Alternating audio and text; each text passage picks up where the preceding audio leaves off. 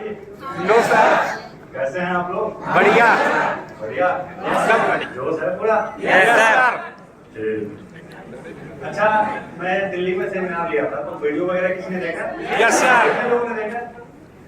सबने देखा। ऑफलाइन।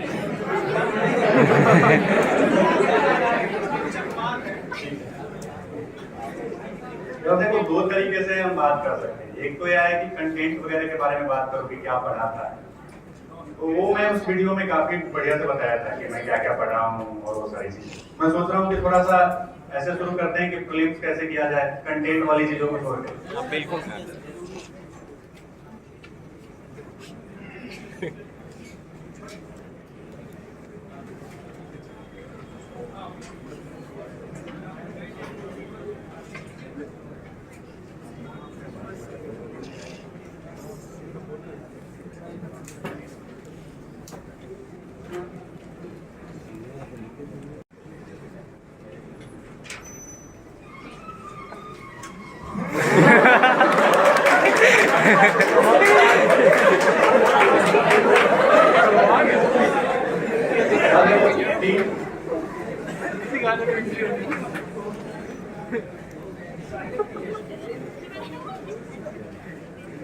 तीन चीजें हैं, प्रारंभिक परीक्षा, मुख्य परीक्षा और इस दो पे बात करेंगे। समय बचेगा तो सोचेंगे कि इस पे बात करना है कैसे, क्योंकि ये तैयारी के साथ खुद ही धीरे धीरे हो जाती है। तो सबसे पहले एक एक करके स्टार्ट करते हैं। 2023 के प्रीलिम्स का पेपर कितने लोगों ने देखा है? क्या क्वेश्चन था? बहुत अच्छा। यार देखो, मैं जब पेपर देखा तो मुझे लगा अच्छा वो यार पहले ही बन गए।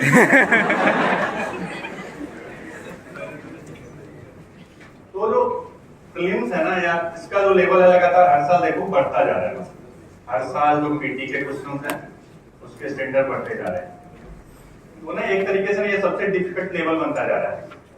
और क्या है ना कि अनसर्टेन होता जा रहा है। यूपीएससी मतलब ना आजकल अनसर्टेन पब्लिक सर्विस कमीशन बनता जा रहा है। क्या पूछ रहा है, क्या चीजें हो रही है, किसी को समझ में नहीं आ रहा।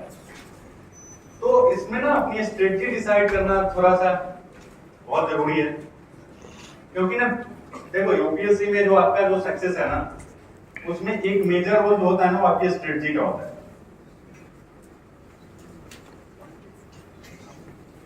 यहाँ पर अगर आप लॉज वगैरह में रहे होंगे जहाँ भी ना, तो बहुत सारे बाबा टाइप के लोग रहते हैं।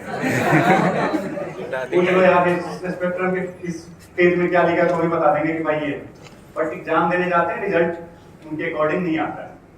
उसकी मेजर वजह ये होती है ना कि आप एफर्ट कहाँ लगा रहे हो, कैसे लगा रहे हो, ये डिपेंड करता है। तो स्ट्रेटजी बहुत जरूरी है। और वो स्ट्रेटजी बनती कैसे है, उसके लिए जरूरी है दो चीजें, जिसको मैं बोलता हूं भाई कि ये ना ध्रुव तारा की तरह है। ये दिखाएगा आपको राह,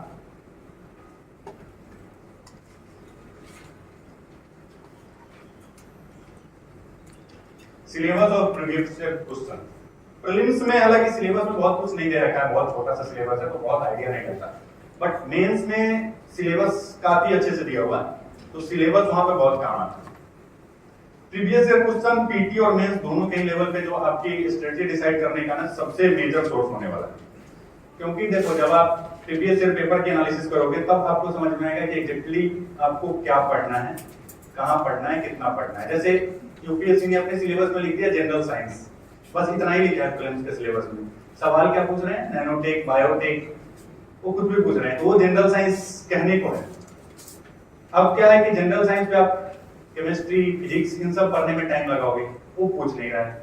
वो पूछ क्या रहा है कि जो टेक्नोलॉजी अभी न्यूज में चल रही हो, और वो कैसे आइडिया लगेगा, प्रीवियस ईयर क्वेश्चन देखने से पता।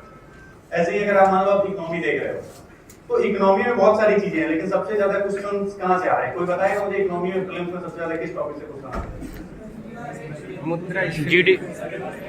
हाँ, मनी बैंकिंग का जो टॉपिक है ना, वहां से सबसे ज्यादा क्वेश्चन पूछ रहे हैं। फिर एक्सटर्नल सेक्टर है। ये कैसे समझ में आएगा, जब आप प्रीवियस ईयर के क्वेश्चंस दोगे।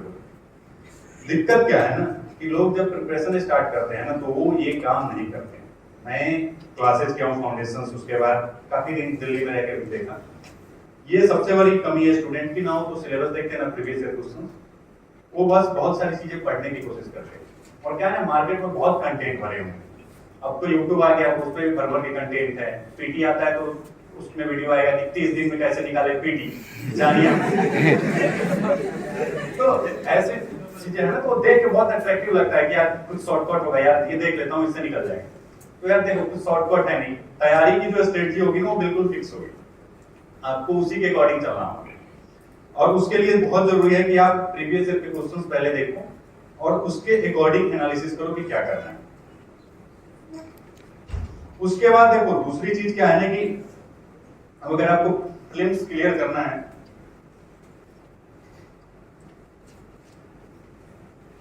देखो कुछ बातें हैं जिसको ध्यान में रखना है। क्योंकि देखो, सवाल भले ही अनसर्टेन आ रहे हैं, बट फिर क्या है ना कि अगर अनसर्टेन क्वेश्चन आ रहे हैं, डिफिकल्ट क्वेश्चन आ रहे हैं ना, तो सबके लिए हैं। उसी के अकॉर्डिंग आप देखो, एक कटअप भी नीचे जा रहा है। 2016 में यूपीएससी प्रीलिम्स का कटअप था 116, और अभी कटअप जो इस बार लोग प्रेडिक्ट कर रहे हैं कि शायद 23 में 80 के नीचे आ गया होगा। तो मतलब कि अगर पेपर डिफिकल्ट आ रहा है तो सबके लिए आ रहा है, उसका लोड नहीं लेना है। बस आपकी कोशिश ये होनी चाहिए कि आपके जो बाकी कॉम्पिटिटर है, आप उससे अच्छा करो। अब देखो, मैं एक चीज बताता हूं कि पीटी में क्या है कि आप क्वेश्चन को 3 भाग में डिवाइड कर सकते हो।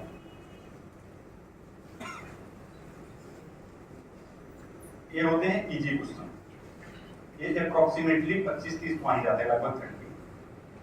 फिर ना आते हैं मॉडरेट किस्म के क्वेश्चन, जो लगभग सबसे ज्यादा हो गए 50%, और 15-20 ये हो गए डिफिकल्ट, या इसको भी बोल दो out of the box question.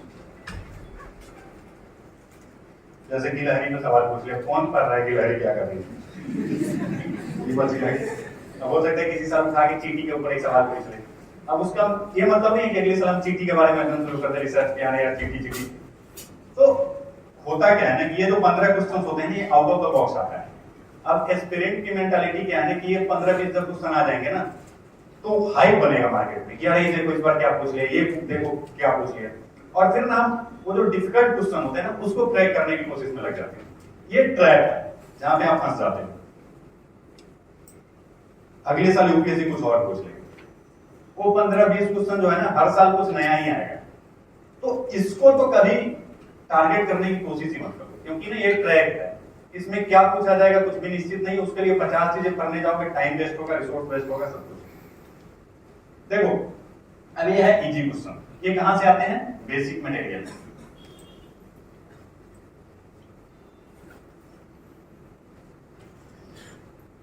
और ये जो है, ये है कि बेसिक आपकी नॉलेज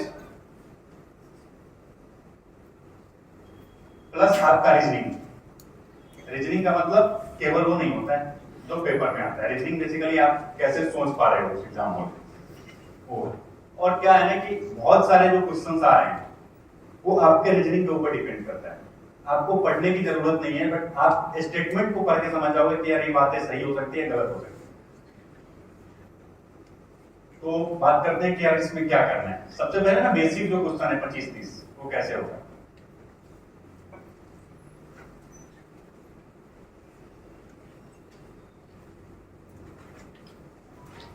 छह कुल मेजर टॉपिक है, science and tech, geography, history, polity, economy. इसके जो भी बेसिक मटेरियल है, और बेसिक मटेरियल क्या हो सकता है, अगर आप क्लास कर रहे हैं तो आपका क्लास नोट्स होगा, तो सबसे बेसिक है। तो सबसे पहले तो इसको पढ़ लेना है। अगर आप क्लास कर रहे हो तो नोट्स आप बढ़िया से पढ़ो, उसको याद करो। देन उसके साथ एक स्टैंडर्ड बुक। अब हर सब्जेक्ट में होता भी नहीं है, तो आपके पास कुछ मटेरियल होगा। जैसे मान लो स्पेक्ट्रम है, लक्ष्मीकांत है। ज्योग्राफी में मान लो किताब नहीं है तो दृष्टि की कोई बुक अच्छी है वो पढ़ लो। इन्वायरमेंट में कोई बुक है वो पढ़ लो। ये क्या है कि बिल्कुल एक एक रेफरेंस मटेरियल है जो आप इसके साथ पढ़ लो। इसके अलावा आपको और कुछ पढ़ने की जरूरत नहीं। अगर आप बहुत ज्यादा पढ़ने जाओगे तो उसका बहुत कुछ फायदा नहीं होता। हो सकता है 2-4 चीजें आप एक्स्ट्रा जानता हो, बट बात वही है कि ये नॉलेज का मामला है ही नहीं। बहुत सारे ज्ञानी लोग हैं जो एग्जाम क्लियर नहीं कर पाते। तो अपने class notes plus standard book. अगर आप क्लास नहीं कर रहे हो तो फिर एनसीईआरटी पढ़ो। अगर आप क्लास कर रहे हो तो सिलेक्टिव एनसीईआरटी पढ़ सकते हो, जैसे ज्योग्राफी की एनसीईआरटी अच्छी है, ओल्ड जो हिस्ट्री की एनसीईआरटी है, वर्ल्ड हिस्ट्री की, वो वाली पढ़ सकते हो एनसीईआरटी। तो ये है, अगर आप इतना कर लेते हो ना तो जो बेसिक स्टैटिक पोर्शन के जो क्वेश्चंस आते हैं वो आप कर लोगे। उसके बाद दूसरी चीज हो जाती है यह है कि जो भी प्रीवियस ईयर क्वेश्चंस में पूछे गए हैं इससे जुड़े हुए क्वेश्चन, उसको रिसर्च करो थोड़ा सा। जैसे 4 ऑप्शन दिए हुए हैं ना, तो चारों ऑप्शंस को के ऊपर थोड़ा थोड़ा पढ़ लो कि क्या है, मतलब जो एक्सप्लेनेशंस होते हैं ना उसको थोड़ा और अच्छे ढंग से पढ़ने की कोशिश करो। उससे क्या होगा ना कि कई सारे टॉपिक्स तैयार हो जाएंगे आपके। तो प्रीवियस ईयर क्वेश्चंस को प्रिपेयर करो, और कितना साल पहले का, तो मैं कहूंगा 15-20 साल जितना संभव हो कर लो। स्पेशली जो हिस्ट्री का एरिया है, ज्योग्राफी का एरिया है, पॉलिटी का एरिया, इसमें चीजें बहुत हद तक रिपीट हो जाती है कई बार। डायरेक्ट नहीं है तो इनडायरेक्ट तो आपको ऑप्शन उसमें हेल्प करे, लेकिन करेगा जरूर। तो बेसिक मटेरियल के बाद जो आपका दूसरा काम होना चाहिए वो होना चाहिए प्रीवियस ईयर क्वेश्चन। तो इससे आप ना बेसिक जो क्वेश्चन है उसको डील कर लोगे। अब दूसरा पोर्शन था मॉडरेट क्वेश्चन।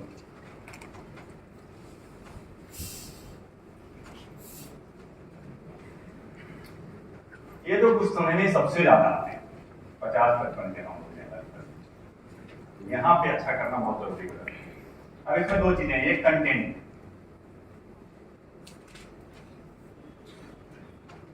दूसरा लॉजिकल गेस।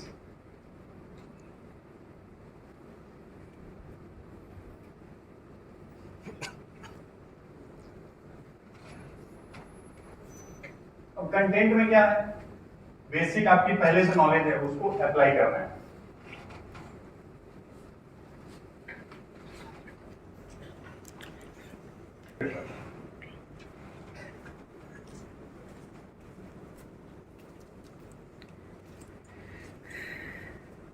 देखो करंट अफेयर के लिए ना मैगजीन के ऊपर डिपेंड मत हो, क्योंकि मैगजीन स्पून फीडिंग की तरह है, वो आपके लिए कंटेंट तैयार करे, उससे ना आपकी खुद की एनालिटिकल जो क्षमता है वो डेवलप नहीं हो रही। तो आप पढ़ लोगे, कई सारे क्वेश्चन अगर डायरेक्ट आएंगे तो आप सॉल्व कर जाओगे। बट न्यूज़पेपर पढ़ने से क्या होगा ना कि अगर आप डेली न्यूज़पेपर पढ़ रहे हो ना, तो लगभग जो चीजें करंट में चल रही है वो आपके सबकॉन्शियस माइंड में लगभग आ जाती है कि यार ये चल रहा है, ये चल रहा है। बार बार अगर आप न्यूज पढ़ रहे हो तो आपको पता रहेगा कि यार क्या इंपॉर्टेंट है। बट न्यूज़पेपर बस रीडिंग नहीं करना है, थोड़ा सा क्यूरियस रहो। क्यूरियस इन द सेंस क्या है कि आप अगर कुछ पढ़ रहे हो कि लगातार उसके बारे में न्यूज आ रही है, तो थोड़ा सा खुद के लेवल पे गूगल करके उसको समझने की कोशिश करो, उसके पीछे क्या है। जैसे मान लो यूक्रेन को लेकर चल रहा था बहुत सारा विवाद, तो वॉर एक पक्ष है, लेकिन उसके पीछे क्या है कि यूएसएसआर का जो विघटन हुआ उससे जुड़ा हो सकता था कि सवाल बन सकता था, नहीं बना, अलग बात है। मेंस में, प्रीलिम्स में मैप को लेकर क्वेश्चन बन सकता था, यूक्रेन की सीमा, और इस बार पूछ भी लिया। हो सकता था नाटो के ऊपर क्वेश्चन बना दे। तो जब भी कुछ नया चीजें चल रही हो ना, तो थोड़ा सा उसको अपने लेवल पर समझने की कोशिश करो कि क्या है। मान लो अभी चैट जीपीटी बहुत चर्चा में, तो चैट जीपीटी कैसे फंक्शन करता है, उसके पीछे क्या टेक्नोलॉजी, आर्टिफिशियल इंटेलिजेंस में क्या चेंजेस हो रहे हैं। अब हो सकता है कि मेंस में आपसे ये सवाल पूछ ले कि आर्टिफिशियल इंटेलिजेंस किस तरीके से ह्यूमन एग्जिस्टेंस के लिए क्या कोई खतरा बन सकता है। तो आपके पास आर्गुमेंट जो है ना पहले से डेवलप होने चाहिए। क्वेश्चन आने के बाद बहुत लोग उसके आंसर्स बना देंगे, लेकिन ना पहले से सोचना जो कि क्या पूछा जा सकता है, ये बहुत जरूरी है। प्रीलिम्स में भी इस तरीके से होता है कि आप कोई टेक्नोलॉजी, कोई एनवायरमेंट में चीजें चलते हैं, तो उसके बारे में थोड़ा सा खुद के लेवल पे कर लो। जैसे कोई वेबसाइट है यूनिटी वगैरह के बारे में, तो कुछ चर्चा में तो उसके वेबसाइट पे जाके देखो। तो न्यूज़पेपर पढ़ते वक्त थोड़ा सा खुद के लेवल पे काम करो। इससे क्या होगा ना कि आप काफी हद तक अवेयर हो जाओगे। जैसे इस बार का पेपर जो था ना, उसमें भी बहुत सारे सवाल ऐसे थे जो पिछले 2-3 साल में जिसने न्यूज़पेपर सही से पढ़ा है ना, उसके लिए वो आसान थे। लेकिन जिन्होंने नहीं पढ़ा है उसको लग रहा था कि यार ये कहां से आ गया, ये कहां से आ गया। तो वही चीज है कि आप चीजों से कितना ज्यादा पिछले 1-2 सालों में उपस्थित रहे, और उसके लिए बहुत जरूरी है कि आप न्यूज़पेपर ठीक से पढ़ो। और बहुत इस मामले में मैं बिटर ट्रूथ बोल दूं, हिंदी की कोई न्यूज़पेपर उस स्टैंडर्ड को कवर नहीं करती। तो आपके पास 2 विकल्प है, या तो आप इंडियन एक्सप्रेस पढ़ लो या फिर आप द हिंदू पढ़ लो। अब यहां पर दिक्कत ये आती है कि हमारी इंग्लिश सही है नहीं, ना आपको धीरे धीरे डेवलप करना होगा। शुरू में क्या करना है कि जो न्यूज़पेपर की एनालिसिस आती है उस पे उसको पहले देख लो और फिर न्यूज़पेपर पढ़ना शुरू करो। तो थोड़ा सा क्या होगा, वर्ड डेवलप होगा। शुरुआत में आपको थोड़ा 1.5-2 घंटे टाइम लग जाएंगे, लेकिन 3-4 महीने की एफर्ट के बाद ना आपकी खुद इंग्लिश सुधर जाएगी। क्योंकि याद रखो, मेंस जब लिखने जाओगे तो उधर इंग्लिश का पेपर पास भी करना होता है। तो अगर आपका इंग्लिश बिल्कुल नील वर्ते समाप्त है तो हिंदी मीडियम के कई लोग उधर भी मेंस में फेल हो जाते हैं, वो 25% नंबर नहीं ला पाते। तो उसके लिए जरूरी है कि आप कम से कम बेसिक जो इंग्लिश है ना वो आनी चाहिए। तो आप कोशिश करो कि आप धीरे धीरे, एकदम से नहीं होगा कि पहले दिन आप पढ़ने जाओगे, बहुत बोरिंग लगेगा। जब इंग्लिश समझ में नहीं आती तो लगता है क्यों पढ़। बट बात वही है कि आप देखो, इंटरेस्ट के हिसाब से पढ़ाई मत करो, डिमांड के हिसाब से पढ़ाई करो। तो अगर वो डिमांड है तो उसको करो, उसका बहुत फायदा मिलेगा। ये है, तो ये है कंटेंट का पार्ट। इससे काफी हद तक जो मॉडरेट क्वेश्चन है उसको लेकर आपको कंटेंट मिल गया। बट ना कंटेंट से सिर्फ काम चलेगा नहीं, आपको करना होगा गेस वर्क। अब क्या है ना कि इस बार के पेपर में एक चीज खूब चर्चा में रहा कि यूपीएससी ने एलिमिनेशन को एलिमिनेट कर दिया। वो बात भी सही थी कि पहले जिस तरीके से स्टेटमेंट आते थे 1 2 3 4, तो 1 2 करते थे, हम एलिमिनेट कर देते थे। उन्होंने इस बार युग्म वाले सवाल पूछ लिए कि केवल 2, केवल 1, केवल 3। इससे क्या हुआ कि पेपर का लेवल बढ़ गया, वो एलिमिनेशन से वो काउंटर हो गए। बट बात वही है ना कि इस साल पूछा था, जरूरी थोड़ी अगले साल फिर वो एलिमिनेशन वाले क्वेश्चंस नहीं पूछेंगे। तो और इस बार भी जो बहुत सारे क्वेश्चंस है ना, इवन वो इस तरीके से पूछे गए हैं, उसमें आपके लॉजिकल गेस जो होते हैं वो काम कर रहे हैं। अब कैसे कर रहे हैं मैं बताता हूं एक आध क्वेश्चन से।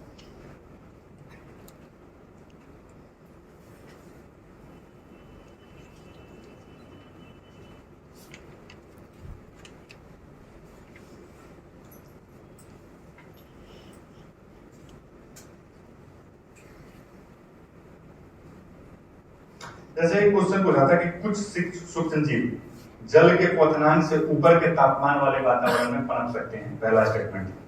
दूसरा था कुछ सूक्ष्मजीव जल के हिमांक से नीचे के तापमान वाले वातावरण में पनप सकते हैं, और कुछ सूक्ष्मजीव 3 से कम पीएच वाले अत्यंत अम्लीय वातावरण में पनप सकते हैं। अब इसमें क्या आंसर होगा? क्या कुछ यार देखो, जब सम की बात करता है ना तो ये पॉसिबिलिटी है। और इस दुनिया में कितने माइक्रो ऑर्गेनिज्म हैं, तो जब ये कहेगा कि कुछ नहीं करते हैं, इस बात को साबित करने के लिए एग्जामिनर को प्रूव करना होगा कि दुनिया में जो करोड़ों सूक्ष्मजीव है उसमें से कोई नहीं है। और क्या हम दुनिया के करोड़ों सूक्ष्मजीव के बारे में जानते भी हैं? नहीं जानते। तो जब हम जानते ही नहीं तो हम इस फैक्ट को कैसे एस्टेब्लिश कर देंगे कि कुछ नहीं है? तो इस बात की संभावना, आप देखो बेसिकली क्या है कि हमें नहीं जानकारी, लेकिन आपका रीजनिंग क्या कह रहा है कि अगर मैं ये कहूं कि कुछ नहीं है तो इसके लिए हमें साबित करना होगा, और दुनिया में तो बहुत सारे सूक्ष्मजीव हैं, तो कैसे प्रूव किया जाएगा? इसका मतलब है कि कुछ तो हमेशा पॉसिबिलिटी रहेगी। इसके अकॉर्डिंग क्या होगा? ये आंसर साइंस है। हो सकता है कि आपको नहीं पता है साइंस का ऐसा, लेकिन जस्ट बिकॉज कि आपने एक लॉजिक लगाया आपके आंसर सही होंगे। इसी तरीके से एक डिफरेंट सवाल इस बार उन्होंने पूछा था, वो था मशरूम के ऊपर कि कुछ मशरूम में साइंटिफिक गुण होते हैं, कुछ में ये मशरूम में होते हैं। इतने सारे मशरूम हैं तो उसमें कुछ तो होगा नहीं। तो ये है लॉजिकली गेस करना चाहिए। कोई चीज आपको नहीं भी आ रहा है, क्या उसमें आप कुछ लॉजिक लगा रहे हैं? जैसे एक्सट्रीम स्टेटमेंट होते हैं वो मोस्ट ऑफ द केस में गलत होते हैं, जरूरी नहीं सभी। क्या है ना कि ये भी एक चीज है कि जब आप गेस करने जाओगे तो आपके सारे सवाल सही नहीं होंगे। बट बात वो है, एक चीज समझो कि 30 क्वेश्चन मैंने बताया कि बेसिक आ रहे हैं, और अगर आप एक करेक्ट कर लेंगे ना तो आपको कितने क्वेश्चन चाहिए पास होने के लिए? 15 क्वेश्चन। और आपके पास क्वेश्चन कितने बचे हुए हैं? 70 में से मान लो 15 क्वेश्चन बहुत डिफिकल्ट है, उसको मैं छोड़ दूं, तब भी कितने हैं? 55 क्वेश्चन में से अगर आप निगेटिव डिडक्ट करके अगर आपके 15 क्वेश्चन करेक्ट हो जाते हैं तो आप प्रीलिम्स पास कर रहे हो। बट वो क्या है ना, एक तो लोग यहां गलती करते हैं, ये नहीं कर पाते। तो पहली चीज क्या करनी है, आपका बेसिक्स बहुत स्ट्रांग होना चाहिए। जिसके बेसिक्स सही है ना उसके हर बार प्रीलिम्स हो जाता है। जैसे मैंने 4 प्रीलिम्स दिए, मेरे चारों प्रीलिम्स क्लियर हो गए जस्ट बिकॉज कि ये वाला क्लियर होता है, ये ठीक। अब क्या है कि आपको, तो मैं ये कह रहा था कि हमेशा नहीं सही होंगे। हो सकता है कि आप एक्सट्रीम स्टेटमेंट को गलत मानो और उस केस में सही, बट बात है कि हम गलती को लेकर चल रहे हैं कि प्रोबेबिलिटी क्या है। जैसे होता है ना कि दो ऑप्शन में आप हो, तब हम क्यों मानते हैं? क्योंकि गलत होने के बाद निगेटिव जाने की प्रोबेबिलिटी कितनी है? 1/3। सही होने की प्रोबेबिलिटी कितनी है? 1/2। तो मैथमेटिकली भी वो चीजें क्या है, कैलकुलेटेड रिस्क जिसकी हम बात करते हैं वो पॉजिटिव रहेगा। तो इसीलिए एक्सट्रीम स्टेटमेंट में क्या होता है, जैसे ऑल, एनी, सॉरी ओनली, ये क्या है? ये एक्सट्रीम है। जैसे इस बार एक क्वेश्चन उन्होंने पूछा था, मैं सारे 23 के सवाल बता रहा हूं जो डिफिकल्ट मैं सुन रहा हूं। वो भी क्वेश्चन बहुत डिफिकल्ट माना गया, वो था मार्सुपियल के ऊपर स्टेटमेंट वाले क्वेश्चन। और ये सर्टन रीजन वाले क्वेश्चन था, उसमें उन्होंने एक स्टेटमेंट दे दिया कि ये केवल प्रीडेटर लेस माउंटेनियस इकोसिस्टम में रहते हैं। तो दो बहुत एक्सट्रीम बातें कर रहे हैं। एक तो बोला है कि चलो पार्टिकुलर माउंटेनियस इकोसिस्टम, चलो ये भी, वो बोला है कि प्रीडेटर लेस है, वहां पर कोई प्रीडेटर होता ही नहीं। अभी अपने आप में कितनी एक्सट्रीम बातें लग रही है। तो क्या हो रहा है कि इस बात की गलत होने की संभावना क्या है? ज्यादा है। और जैसे ही तुम उसको गलत मानते तुम्हारे आंसर मिल रहा है। तो ये आपको सीखना होगा धीरे धीरे करके प्रीलिम्स में। तो ये चीजें हैं कि प्रीलिम्स को कैसे टैकल किया जाए। तो उसमें दो चीजें बहुत जरूरी होती है। पहला है कि आपका बेसिक बहुत स्ट्रांग हो, दूसरा कि आप न्यूज़पेपर पढ़ के क्यूरियस बनो, थोड़ा सा अवेयर बनो, और तीसरा कि आपको थोड़ा सा अपना गेस वर्क करना है। लोग बोलेंगे कि यार ऑप्शन एलिमिनेशन खत्म हो गया, ठीक है हो गया, लेकिन गेस अभी भी चलता है। आज भी प्रीलिम्स उसी का होगा जिसका लॉजिकल गेस करने की क्षमता ज्यादा है। क्योंकि क्या है ना कि आप बहुत ज्यादा नहीं पढ़ सकते, पढ़ने को लेकर एक सीमा है। आप सब कुछ पढ़ ही नहीं सकते, क्योंकि जितने अनसर्टेन क्वेश्चंस आ रहे हैं ना, आप पहले से सब कुछ तैयार करके नहीं जा सकते। तो इसलिए आपको वही है कि उस एग्जाम हॉल में आप कितना बढ़िया परफॉर्म कर रहे हैं, और वो कैसे डेवलप होगा उसके लिए जरूरी है टेस्ट लगाना।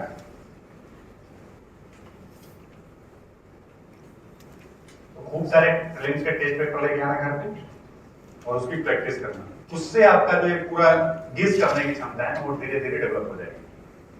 तो ये है प्रीलिम्स को लेकर मेरी तरफ से। बाकी आप लोगों से किसी को प्रीलिम्स को लेकर कुछ पूछना हो?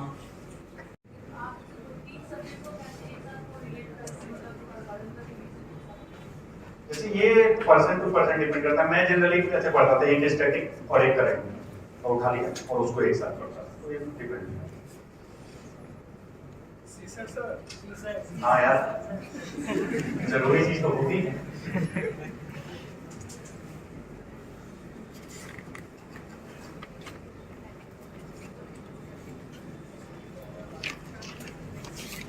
मैंने 2019 से प्रीलिम्स देना शुरू किया था और मुझे लग रहा है कि हर साल जो इसका लेवल है बढ़ता जा रहा है। और इस बार तो पता ही नहीं कहाँ था। आईटी वाले लड़के फेल हो जा रहे हैं, गरीब नहीं बना पा रहे हैं। ये लेवल है। बट वही है कि यहाँ पर भी वो स्ट्रेटजी है कि बहुत सारे लोग इसलिए फेल हो गए सीसेट में क्योंकि वो ओवर कॉन्फिडेंस है कि मैं तो गणित कर ही लूंगा। तो वो लोग क्या करते थे ना कि वो कॉम्प्रिहेंशन करते ही नहीं थे, कॉम्प्रिहेंशन की प्रैक्टिस नहीं करते थे कि यार मेरी मैथ रीजनिंग सही है तो मैं तो बस वो करके चला हूँ। अब मैथ कैलकुलेट करने में टाइम कितना लग रहा है वहाँ। एक चीज क्या है ना कि क्वेश्चन डिफिकल्ट होने के साथ साथ एक समस्या क्या होती है कि आपको करना 2 घंटे में पेपर। अब क्या हो रहा है कि एक एक क्वेश्चन करने में 6-7 मिनट लग जा रहे हैं। तो मैथ रीजनिंग में क्या हो रहा है कि 2 क्वेश्चंस नहीं कर पा रहे हैं सही से। तो इसमें क्या है,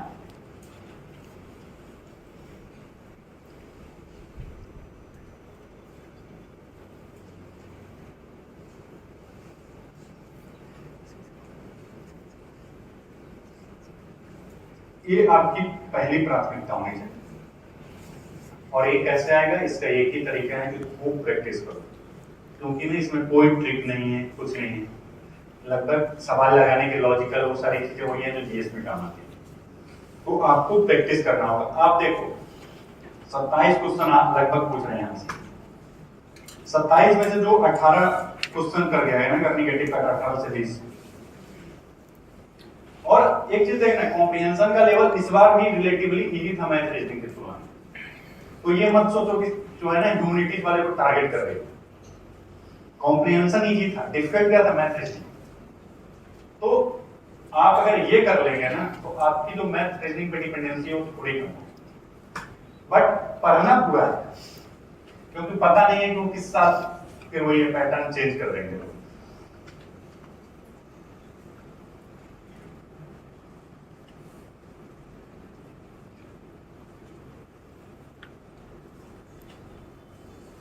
यार देखो ये पढ़ना इसलिए जरूरी है कि कई बार क्या होता था कि हम मैथ नहीं आता था, हम सोचते थे कि शायद कॉम्प्रिहेंशन प्लस रीजनिंग करते थे। उन्होंने रीजनिंग में नया गेम कर दिया है, रीजनिंग में गणित लगा दिया। कि वो स्टेटमेंट वाले जो क्वेश्चन देते हैं ना, उसमें नंबर सिस्टम के क्वेश्चन दे देते हैं और बोलते हैं इसका रीजनिंग सॉल्व करो। तो रीजनिंग तभी सॉल्व होगा जब आपको नंबर सिस्टम आता हो। तो बात है कि अब आपको सब कुछ पढ़ना होगा। सीसेट को लेकर तो हमारी पहले राय होती थी कि लास्ट के 1 महीने पढ़ के कर लेंगे, उसको चेंज कर दो, एज ए सब्जेक्ट इसको पढ़ो। जैसे हम हिस्ट्री ज्योग्राफी पॉलिटी पढ़ रहे हैं वैसे ही हमें सीसेट भी पढ़ना होगा। थोड़ा आपके लिए काम बढ़ा दे रही कि भाई थोड़ा ज्यादा मेहनत कर लो। अब मैथ में क्या है ना कि जो पेपर देख के समझ में आ रहा है कि जो सबसे इंपॉर्टेंट टॉपिक बन गया है वो है नंबर सिस्टम। दूसरा है पीएनसी, परमुटेशन एंड कॉम्बिनेशन। इस 2 टॉपिक से तो बहुत ही ज्यादा क्वेश्चन पूछ रहे हैं।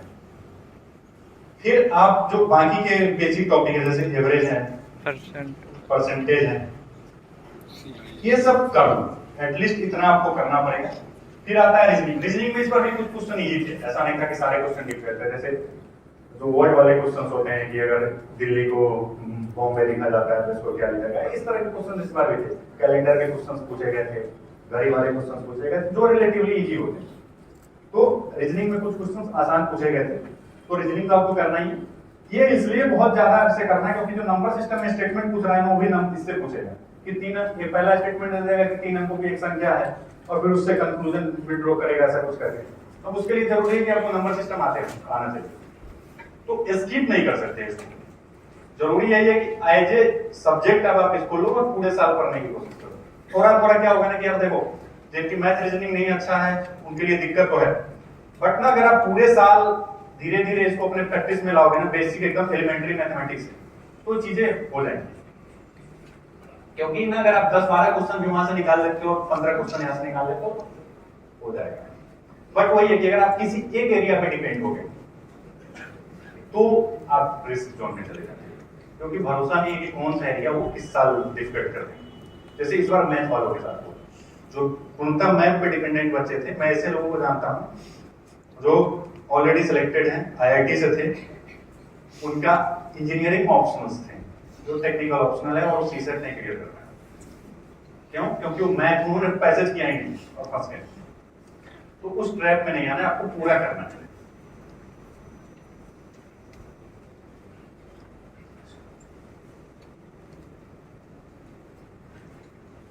अब बात कर लेते हैं मेंस की। टेस्ट है हो जाता है, बट ये डिसाइड करेगा कि आप लिस्ट में, आपका इंटरव्यू कॉल आएगा, आप लिस्ट में आओगे कि नहीं आओगे। आ गए तो सर्विस क्या मिलेगी, सर्विस मिल गई तो कैडर क्या मिलेगा, ये ना सब डिसाइड करने में ना इसका बहुत बड़ा रोल, क्योंकि ये है 1750 नंबर का। क्या होता है ना कि इंटरव्यू जो है ना थोड़ा सा रिस्की है, आपको नहीं पता होता है कि यहाँ क्या होगा। ये आपके एग्जैक्ट जो हार्डवर्क है ना उसका प्रतिबिंबित नहीं करता। वो ना बहुत सारा वो है, लक फैक्टर, वो सारी चीजें इंटरव्यू में काम आती है, क्योंकि 25-30 मिनट का काम है। लेकिन जो आपका मेंस है ना, वो इस पूरे एग्जाम साइकिल में, प्रीलिम्स, मेंस और इंटरव्यू में, आपके हार्डवर्क के अकॉर्डिंग अगर रिजल्ट अगर कोई एक चीज देता है तो वो मेंस है। उसके आपके नंबर जो है एग्जैक्टली इस बात को शो करते हैं कि आपने कितना बढ़िया से पढ़ाई है। तो इसलिए इस पे सबसे ज्यादा फोकस करना है और प्रिपरेशन स्टार्ट से ही करना है। अब इसमें वही है जीएस, इससे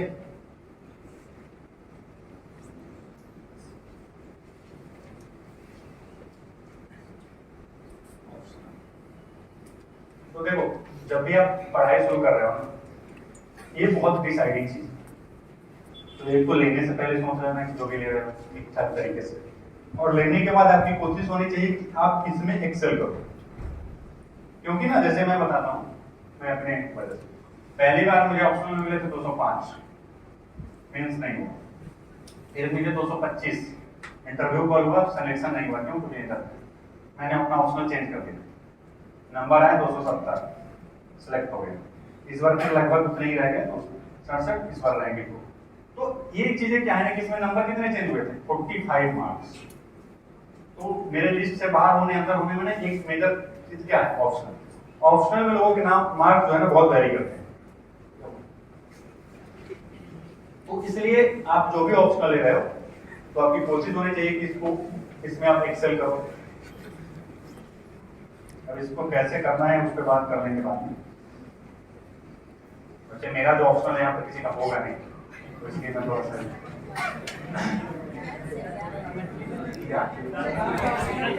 मैथली लिटरेचर उससे पहले मैंने जोग्राफी, हाँ हिंदी साहित्य, तो हिंदी साहित्य के लिए तो भरे हुए हैं लोग सब हिंदी साहित्य।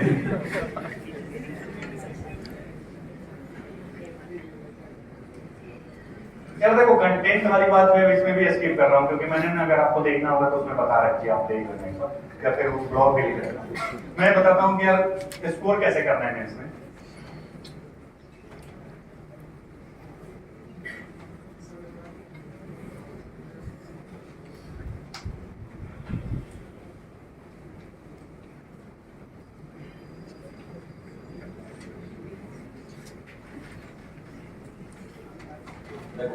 अब दो तरह के टॉपिक्स हैं, एक बहुत स्टैटिक टाइप की कुछ चीजें हैं जैसे हिस्ट्री है, ज्योग्राफी है। इसके जो नोट्स है ना, वो अगर आप क्लास कर रहे हो तो जो क्लास नोट्स है आप उस पर रिलाई कर सकते हो, क्योंकि ना बहुत कुछ अपने लेवल पे नहीं करोगे भी तब भी वहां से चीजें हो जाती है जो किताब पढ़ रहे हो। बट देन आता है दूसरा पार्ट, जैसे छोटे छोटे टॉपिक्स है, सोसाइटी या फिर इकोनॉमी, और जो क्या फिर इशू बेस्ड जो भी टॉपिक, इकोनॉमी या पॉलिटी है, आईआर है, यहाँ पे आपको अपने नोट्स अगर आप बना पाओ तो बहुत बढ़िया है। अगर आप मेरे जैसे आलसी हो तो कहीं पर थोड़ा थोड़ा लेके काम चलाने की कोशिश करो कि यार, बट ना मैं सजेस्ट करूंगा, जैसे पॉलिटी वगैरह में मैंने भी बनाया था कि आप थोड़ा सा मेहनत करो और ना नोट्स प्रिपेयर करो। अब नोट्स कैसे बनाना है, तो क्या है, मैं मेंस के लिए सबसे जो चीज मैं कहूंगा पहला कि अगर आप शॉर्ट नोट्स बना सकते हो तो इससे बढ़िया कोई काम नहीं। अच्छा, शॉर्ट नोट्स बनाने को लेकर एक राय ये भी है, पहले स्टडी कर रहे हो, पहली बार किताब लेके नोट्स बनाने मत बैठ जाना, उसको ले यार सब तो इम्पोर्टेंट नहीं है, तो एटलीस्ट 2 बार जिसने रीड किया है ना मेंस के नोट्स वही बनाए। अगर आपने नहीं किया है तो मत बनाओ, थोड़ा वेट करो, क्योंकि ना उस वक्त आपको लगेगा यार सब कुछ तो आने का यार, सब बढ़िया सब लिख दूंगा, फिर वो शॉर्ट नोट्स नहीं होगा, शॉर्ट नोट्स 500 पेज के बन जाएंगे। तो अब ये करना है और कैसे बनाना है, तो वही है, प्रीवियस ईयर क्वेश्चन देखो कि क्या क्वेश्चन पूछ रहे हैं। जैसे मान लो सोसाइटी में एक टॉपिक है इफेक्ट ऑफ ग्लोबलाइजेशन,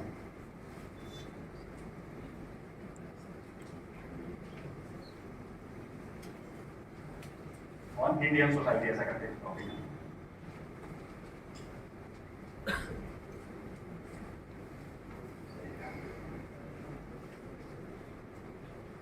अब क्या है कि इसको लेकर आप प्रीवियस ईयर में क्वेश्चन देखोगे तो क्या पूछा गया, तो कल्चर पे क्या इम्पैक्ट कर रहा है, और वो ये पूछ रहे हैं कि भाई जो वैश्वीकरण है उसने भारतीय संस्कृति को क्या नकारात्मक रूप से प्रभावित किया है। अब मान लो एक क्वेश्चन किसी भी रूप में पूछा जाए, आपका आंसर उसी फॉर्मेट में आएगा, पॉजिटिव इम्पैक्ट क्या था और निगेटिव इम्पैक्ट क्या है। वो पूछेंगे कि अच्छा इसके वजह से क्या भारत की जो संस्कृति है विविधता खतरे में है, वैश्वीकरण के कारण भारत में जो बहुलता या विविधता है वो खतरे में। तो ना पहले आप लिखोगे कि कैसे खतरा है, अब उसमें आप वो पॉइंट लिखोगे कि हाँ ये हमारे लैंग्वेज पे क्या हुआ, इंग्लिश का वो बढ़ गया है, हमारे ट्रेडिशंस मतलब हमारे जो फेस्टिवल है वो कम हो गए हैं, और जो ग्लोबल इस तरह की जो चीजें हैं वो ज्यादा आ रही हैं। तो ऐसे एक करके आप पॉइंट्स लिखोगे, एग्जाम्पल्स लिखोगे, फिर आपको काउंटर पॉइंट्स देना होगा कि नहीं आप देखो हमारी जो छठ है, इस तरह की फेस्टिवल जो ग्लोबलाइज हो रही है, हमारे फूड्स ग्लोबलाइज हो रहे हैं, तो क्या है ना कि भारत की परंपरा या जो संस्कृति है उसका वैश्विक प्रसार भी बढ़ा है। तो आपको ऐसे क्वेश्चंस में क्या करना है, दोनों पॉइंट देने। तो जब आप नोट्स मेकिंग कर रहे हो ना, तभी आप ऐसे लिखो कि क्या होगा वैश्वीकरण से, और इस पे आए तो पहले से एक अच्छा इंट्रोडक्शन लिख के रखो। तो नोट्स मेकिंग का जो पूरा प्रोसेस है ऐसा होना चाहिए कि जो प्रोबेबल क्वेश्चंस होते हैं ना, क्वेश्चंस के फॉर्मेट में पढ़ना सीखो। जैसे मान लो कि पॉलिटी में कोई क्वेश्चन आ रहा है शक्ति का विकेंद्रीकरण को लेकर, जैसे इस बार पूछा भी था उन्होंने कि शक्ति के विकेंद्रीकरण में एक सवाल पूछा था उन्होंने, ग्रासरूट लेवल पे डेमोक्रेसी को कैसे प्रभावित किया, चेंजेस को कैसे लाया। तो जब आप पंचायती राज पढ़ रहे हो या डिसेंट्रलाइजेशन को पढ़ रहे हो पावर, तो आपको पढ़ना होगा कि इसका पॉजिटिव इम्पैक्ट क्या हो, पहले संविधान में क्या चेंजेस हुए, फिर आप नोट्स बनाओ कि अच्छा इसके पॉजिटिव क्या हुए, इसमें अभी भी चैलेंजेस क्या है। तो ऐसे आप एक प्रॉपर नोट शॉर्ट नोट्स में बनाना कि संवैधानिक,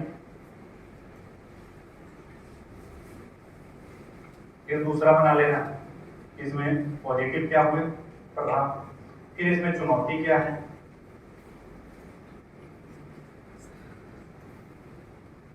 इसका सॉल्यूशन क्या हो सकता है, इतना है वहां पे। वो दूसरी चीज क्या है कि जो नोट, अच्छा उसमें बताता हूँ मैं वैल्यूएशन। तो ये है कि आपको पहला पॉइंट जो था मेंस में स्कोर करने को लेकर कि अगर आप नोट्स बनाओ तो कैसे बनाना है, और कोशिश करना है कि जो भी इंपॉर्टेंट टॉपिक है, हिस्ट्री ज्योग्राफी में नहीं बनाओगे तो चलेगा, क्योंकि वो बहुत बल्कि भी है और लगभग क्लास नोट से चीजें आती हैं, अनसर्टेन चीजें आती हैं थोड़ा सा, क्योंकि भूगोल में सब कुछ इंपॉर्टेंट होने लगता है एक तरीके से देखो। बट जहां पे तुम आइडेंटिफाई कर सकते हो, जैसे पॉलिटी वगैरह में क्या है कि जो चीजें चर्चा में होंगी वो पूछ लेगा। जैसे राज्यपाल की भूमिका को लेकर बहुत विवाद चल रहा है लगातार, तो राज्यपाल की भूमिका से जुड़ा हुआ कोई स्टैटिक सवाल बना देंगे, तो क्या हुआ कि आप न्यूज़पेपर में पढ़ रहे थे कि लगातार राज्यपाल के ऊपर कंट्रोवर्सी आ रही है, तो अब आप जाओगे लक्ष्मीकांत से उसके बेसिक्स पढ़ लिए थोड़ा सा कि क्या है, उसको लेकर जो आर्टिकल्स लगातार न्यूज़पेपर में लिखे गए तो उसके पद को लेकर क्या चुनौतियां हैं, क्या मिसयूज है, फिर उसको लेकर अलग अलग कमेटी ने सिफारिश दी होगी कि पुंछी आयोग ने कुछ बोला है, सरकारी कमीशन ने बोला है, उसको कर लिया, फिर सुप्रीम कोर्ट ने अपने जजमेंट में कुछ बोला होगा उसको। अब क्या है कि ये सारी इंफॉर्मेशन आप पढ़े हो, उसको क्या करना एक जगह कर देंगे। अब चीजें अरेंज हो गई, अब क्वेश्चन कुछ भी आएगा ना आप लिखोगे। तो पेपर टू पेपर 3 की अच्छी बात क्या है कि वहां पर जो चीजें आती हैं लगभग वो आती है जो चर्चा में होती है, तो उसको प्रिपेयर करना इसलिए थोड़ा सा जरूरी हो जाता है।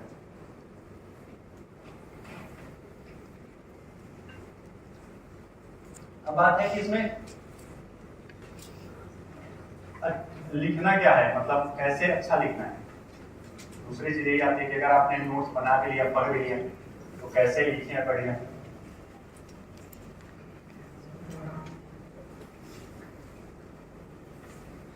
अब दो चीजें होती है किसी भी अच्छे आंसर्स में, दो चीजें होती है, एक होता है उसके कंटेंट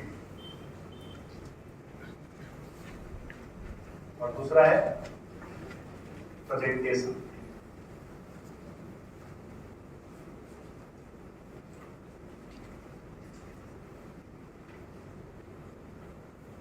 कंटेंट हो गया, आपके पास नोट्स है, आपने पढ़ा, बट अब करना है वैल्यू एडिशन।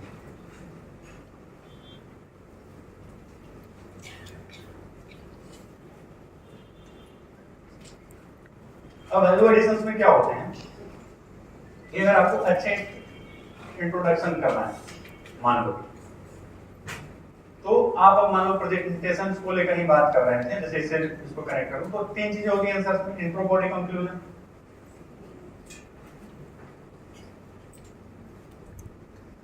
अब क्या है ना कि वैल्यू एडिशंस में आप डेटा लिखोगे, रिपोर्ट है, अगर किसी वर्ल्ड बैंक ने कुछ बोला है, किसी ने कुछ बोला है, वो लिखोगे, किसी कमेटी का जजमेंट है, मतलब या सुप्रीम कोर्ट का कोई जजमेंट है, किसी कमीशन ने कुछ बोला है,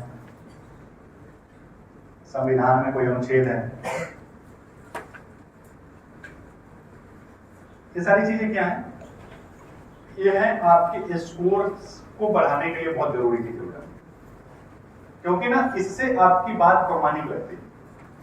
जैसे ना अगर ये आपसे पूछा जाए कि कोई सवाल पूछ लिया वर्ल्ड इकोनॉमी की सिचुएशंस क्या चल रही है, उसमें आप बोलोगे कि हम अभी कोविड की वजह से दुनिया में मंदी की संभावना दिखाई दे रही है, एक मैं ऐसे बोल रहा हूँ, दूसरा बोल रहा है कि विश्व बैंक की रिपोर्ट के अनुसार ग्रोथ रेट इतना प्रतिशत से घटकर इतना प्रतिशत होगा। अब आप एक जानने हो, दोनों ने सेम बातें बोली, बट पढ़कर कौन ऑथेंटिक लग रहा है, आप किसको नंबर दोगे? सेकंड। GS3 में लोग इसलिए स्कोर नहीं कर पाते क्योंकि वो ऐसी बातें कर देते हैं कि महंगाई में वृद्धि होगी, समृद्धि में कमी होगी, निर्यात में ये होगा, ठीक है, ये बहुत जनरलाइज बात है।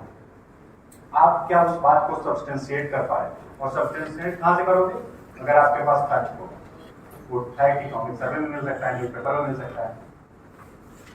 तो जैसे कि मान लो एक सवाल ऐसे पूछ ले कि भारत में पीडीएस सिस्टम में आज सब चीजों की नेशनल फूड सिक्योरिटी होने के बावजूद भी क्या भारत फूड की जो समस्या है उसको सॉल्व कर पाया? तो आप उसके अगेंस्ट में आर्गुमेंट लिखने जाओगे कि नहीं कर पाया, तो आप कैसे बताओगे कि नहीं कर पाए? आपको डेटा देने होगा ना कि NFHS में भाई इतना प्रतिशत लोग जो है सर वो एनीमिया है, ग्लोबल फूड हंगर इंडेक्स जो है उसमें हमारी रैंक इस तरीके से है, कितने प्रतिशत लोग स्टंटिंग का शिकार है, कितने प्रतिशत लोग वेस्टिंग का शिकार है। आप ये सिर्फ लिख दोगे पॉइंट कि हाँ यार लोगों में ये समस्या है, तो उससे बात प्रमाणिक नहीं आती। लेकिन जब आप डेटा के साथ बात करोगे ना तो लगेगा कि नहीं आपने सच में ठीक ठीक ढंग से चीजों को समझा भी और पढ़ा भी। तो नंबर अच्छे तभी आते हैं, एवरेज से अच्छे उत्तर वो होते हैं जिसमें ये सारी चीजें हो। अब इसका यूज कैसे करना है? अच्छा एक चीज करना कि ये सारी चीजों के लिए ना एक अलग से छोटी वाली नोट्स पैड ले लेना और फैक्ट शीट का एक अलग से नोट्स बनाओ। अब उसमें करना क्या है कि एक टॉपिक आपने लिख लिया महिला। अब मान लो कोई टॉपिक आपने एक पेज लिया, ऊपर लिखा महिला। अब ना महिला से जुड़े जितने डेटा हैं इंपोर्टेंट कि उसकी राजनीतिक भागीदारी कितनी है इसको लेकर, तो आपको पता है कि आप पार्लियामेंट में 14% महिला है, ये डेटा देखिए। इसका लेबर फोर्स पार्टिसिपेशन रेट क्या है ये लिख दिया। जेंडर मतलब पे गैप क्या है ये लिख दिया, किस कमेटी ने उसके अकॉर्डिंग। अब क्या है महिलाओं से जुड़े सारे चीज आपने एक साथ लिख दिया। सरकार ने कौन कौन सी स्कीम चला रखी है ये लिख दिया। इनके खिलाफ जो एनसीआरबी का क्राइम का डेटा है वो लिख दिया। अब जब भी महिलाओं पे कोई भी सवाल आएगा तो आपके पास भर के तथ्य हैं जिसके माध्यम से आप अपनी बातों को प्रमाणित कर सकते हैं। और फिर एक साथ रहेगा ना तो आप रिवीजन आसानी से कर सकते हो। इवन एग्जाम जब आप मेंस लिखने जा रहे हो तो उससे पहले एक बार देख लोगे तो सारे डेटा रिकॉल हो जाएंगे। तो ये कर लो कि आपने डेटा जो भी पढ़ो, और इसको लेकर अलग से नहीं है कि एक दिन बैठ के डेटा लिखना है। फैक्ट शीट रखो, जहां भी पढ़ रहे हो उसमें लिख लो बस। अगर आप मेंस 365 जब कर रहे हो तो वहां से लिख लो, न्यूज पेपर में कुछ अच्छी चीजें मिली तो वहां से लिख लो। तो ये नहीं है कि एक दिन बैठ के चलो आज डेटा बनाते हैं, बस एक फैक्ट शीट रखना है जिसमें आपको चीजों को ऐड ऑन करना है। तो ये है, तो इससे क्या होगा ना कि आपका वैल्यूएशन बहुत अच्छा हो जाएगा, आपके आंसर्स की जो क्वालिटी है वो बहुत इनरिच हो जाएगी। अब आता है कि लिखना कैसे। देखो इंट्रो, अच्छा इंट्रो बहुत जरूरी है। अब इसकी 3 चीजें हैं। परिभाषा, इसका यूज तब करना है जब कोई बहुत डिफिकल्ट टर्म पूछ रहा है। अब ऐसा नहीं कि वो पूछ रहा है कि जलवायु, मतलब बहुत सिंपल सा कोई पूछा लाइन जैसे नवीकरणीय ऊर्जा, आपको बता रहे नवीकरणीय ऊर्जा उस ऊर्जा को कहते हैं, ऐसी बातें नहीं करनी। अगर रिन्यूएबल एनर्जी पे क्वेश्चन है तो सीधे फैक्ट्स पे जाओ कि वर्तमान में इतना प्रतिशत है, इसलिए हमारा टारगेट। समझ रहे हो? परिभाषा वहां जहां पे क्वेश्चन डिफिकल्ट है, मतलब कोई टर्म डिफिकल्ट टर्म है।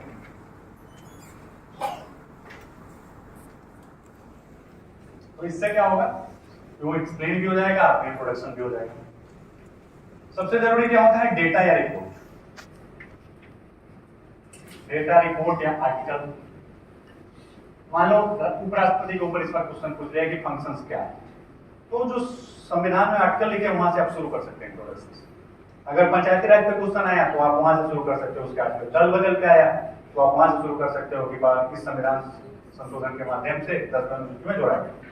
तो ये क्या है, इससे आपका इंट्रोडक्शन ऑथेंटिकेट हो गया और अच्छा हो गया। तीसरा होता है बैकग्राउंड। ये जनरली हम हिस्ट्री वगैरह में यूज करते हैं, पृष्ठभूमि बनाते हैं लिखने में घटना। तो इस तरीके से आप आंसर लिखोगे। सबसे अच्छा जो तरीका होता है ये होता है, ये ज्यादा जगह फिट हो जाता है। ये वहीं फिट होगा जहां पर कुछ डिफिकल्ट पूछा होगा, ये इतिहास वगैरह नहीं हो जाता है। तो ये वाले जो इंट्रोडक्शन है ये सबसे बढ़िया। दूसरा है बॉडी।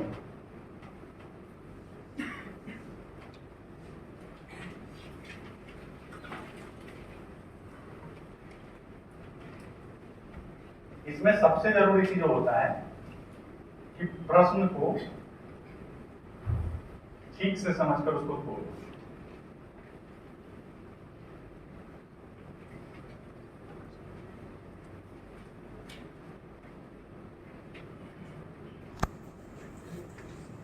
ठीक से तोड़ने का मतलब यह है, जैसे मान लो आपसे सवाल पूछ लिया गया कि भारत में निर्यात सेक्टर्स में क्या संभावनाएं हैं, स्पष्ट करें, ऐसे ही कुछ पूछे, या भारत में निर्यात संभावनाओं की समीक्षा करें, इस तरीके से क्वेश्चन। तो आप इंट्रो लिख दिए कि वर्तमान में इतना प्रतिशत डेटा, ये हमारा टारगेट, ऐसा कुछ इंट्रोडक्शन लिखिए। अब हम बॉडी में आएंगे तो हम बताएंगे इसके मान लो कि उस तरह के सवाल है कि भारत की इकोनॉमी के लिए क्या, तो सबसे पहले मान लो इस महत्व पूछा है तो हम इसको लिखेंगे कि किस तरीके से हमारे लिए इम्पोर्टेंस क्या है, और हम उसमें ऐसे पॉइंट बना देंगे 1 पॉइंट 2 पॉइंट 3 पॉइंट 4। अच्छा याद रखना, अभी ना 150 250 वर्ड कॉन्सेप्ट लिखना, पूरा सेंटेंस नहीं लिखना होता है। अगर आप ना सिंपल बात करो कि इम्पोर्टेंस क्या है, आर्थिक समृद्धि, और इससे जुड़ा अगर कोई डेटा आपको पता है तो यहाँ पर ऐसे करो कि इतना प्रतिशत, मान लो XYZ% इसकी संभावना है इस रिपोर्ट में। इससे ज्यादा मतलब ना हमें पूरा नहीं लिखना है कि इस प्रकार देखते हैं कि निर्यात में वृद्धि से भारतीय अर्थव्यवस्था, ऐसे जो है ना वो यूनिवर्सिटी वाली कहानी नहीं बनानी। जितना कम शब्द लिखो और जितना फैक्ट लिखो उतना बढ़िया। तो ये एक तरीका है। फिर इसके बाद दूसरे पक्ष में जाओ, दूसरा सब हेडिंग बनाओ कि चुनौती, और फिर उसमें लिखो ये चुनौती है, ये चुनौती है, ये चुनौती है, ये चुनौती। फिर तीसरा पक्ष फिर बनाओ, इसके लेकर प्रयास क्या किए गए सरकार की तरफ से, ये किया गया, इसको ये कमेटी बनाई गई, ये इसमें चेंज किया गया, जो भी पॉइंट है आप रखे हो। फिर आगे क्या किया। अब क्या हुआ ना कि आपने बहुत सारी चीजों को स्ट्रक्चर वे में लिख दिया, तो लगभग उस क्वेश्चन के जितने एस्पेक्ट है ना आपको कवर कर दिए। मान लो कई बार क्या होता है कि अगर हम किसी चीज के इंपोर्टेंस वगैरह लिख रहे हैं ना, उसको भी मल्टी डायमेंशनल आप बना सकते हो कि इसके सामाजिक प्रभाव क्या हो सकते हैं, राजनीतिक क्या हो सकते हैं, पर्यावरणीय क्या हो सकते हैं। हालांकि जरूरी नहीं है कि ये चीजें सब जगह लागू, बट जहां पर लागू हो सकता है उतना मल्टी डायमेंशनल आप बना दो। अगर नहीं लागू होता है कोई बात नहीं, हर जगह हर चीजों को फिट नहीं करना, आपको लिखना वही है जो क्वेश्चंस की डिमांड है।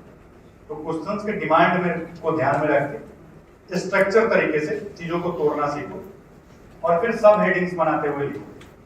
और लिखने में क्या रखना है, फैक्ट कम सब, बढ़िया रिप्रेजेंटेशन। और रिप्रेजेंटेशन के लिए कई सारी चीजें कर सकते हो, फ्लो चार्ट बना दो। मान लो आपको आपसे हिट बजट पूछ दिया किसी साल, अब हिट बजट को दिखाने का क्या तरीका, वही है इतना प्रतिशत आया, फिर यहाँ से इधर गया, ऐसा कुछ करते चले जाओगे, फिर इसमें से ऐसा होगा। तो ये क्या है, फ्लो चार्ट। तो एक तो फ्लो चार्ट यूज करो, दूसरा है आप डायग्राम यूज करो। कई बार डायग्राम या इसमें बोले मैप। अब ज्योग्राफी के क्वेश्चंस में मैप डायग्राम बहुत यूज होते हैं, अगर इसके बिना ज्योग्राफी लगता ही नहीं। जैसे मान लो उन्होंने सवाल पूछ लिया आपसे इस बार की जलधारा को लेकर, इस बार आया था ना 15 मिनट का समुद्री धारा। अब उसमें आप प्रॉपर वर्ल्ड मैप बनाओ एक ऐसा, उसमें पूरे धाराओं को दिखाओ कौन कहाँ जा रही है। उससे पिछले साल उन्होंने सवाल पूछा था माउंटेन के ऊपर, तो आपको दिखाना होगा कि मेजर माउंटेन्स कौन से हैं, तो मैप्स का खूब यूज करो।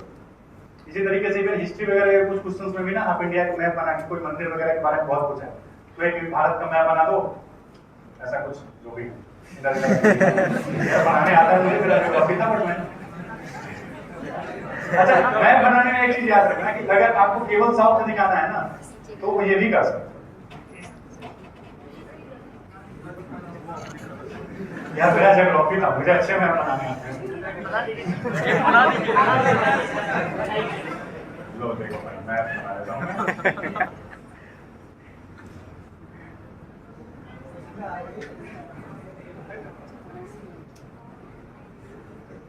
ठीक है।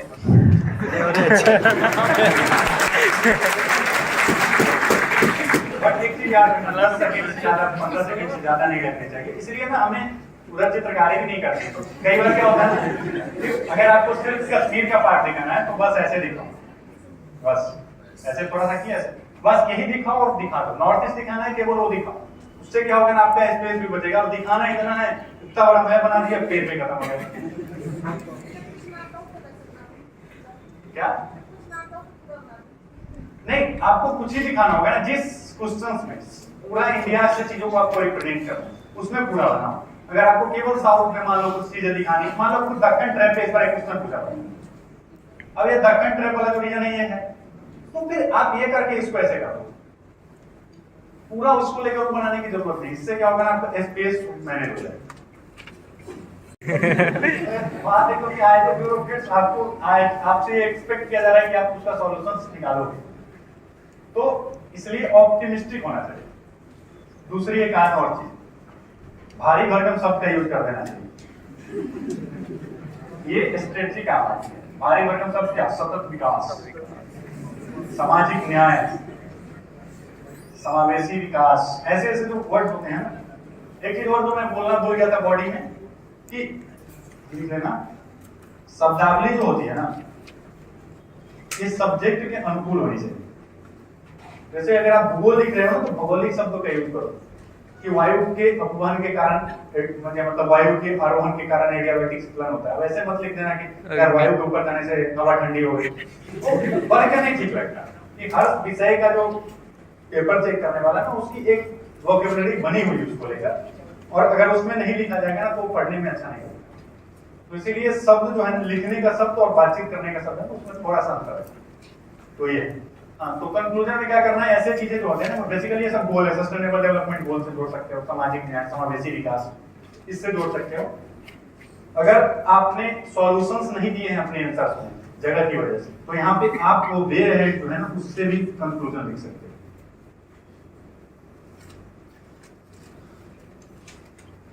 वो एक आंसर हो सकते हैं। अच्छी चीज है कि कुछ जगह पे ना आप पहले से भी कंक्लूजन अच्छा लिख के अपना रेडी रख सकते हो, उसको चेंज किया जाए।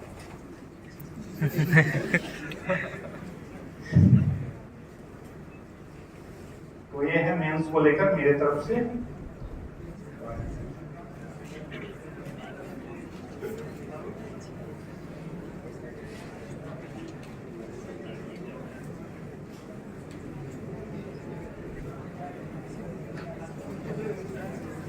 हाँ यार, एक चीज है, एथिक्स को लेकर बात करना।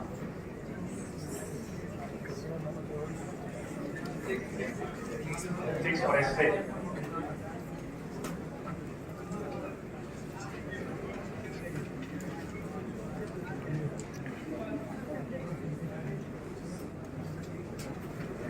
एक ना थ्योरी वाले एस्पेक्ट पे क्वेश्चंस आते हैं, और दूसरा केस स्टडी है। लोग लगभग दोनों की इक्वल वेटेज है।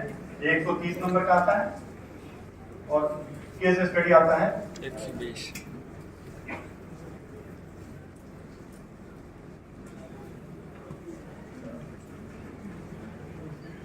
ये जो पक्ष है, इसको पढ़ना कहां से है?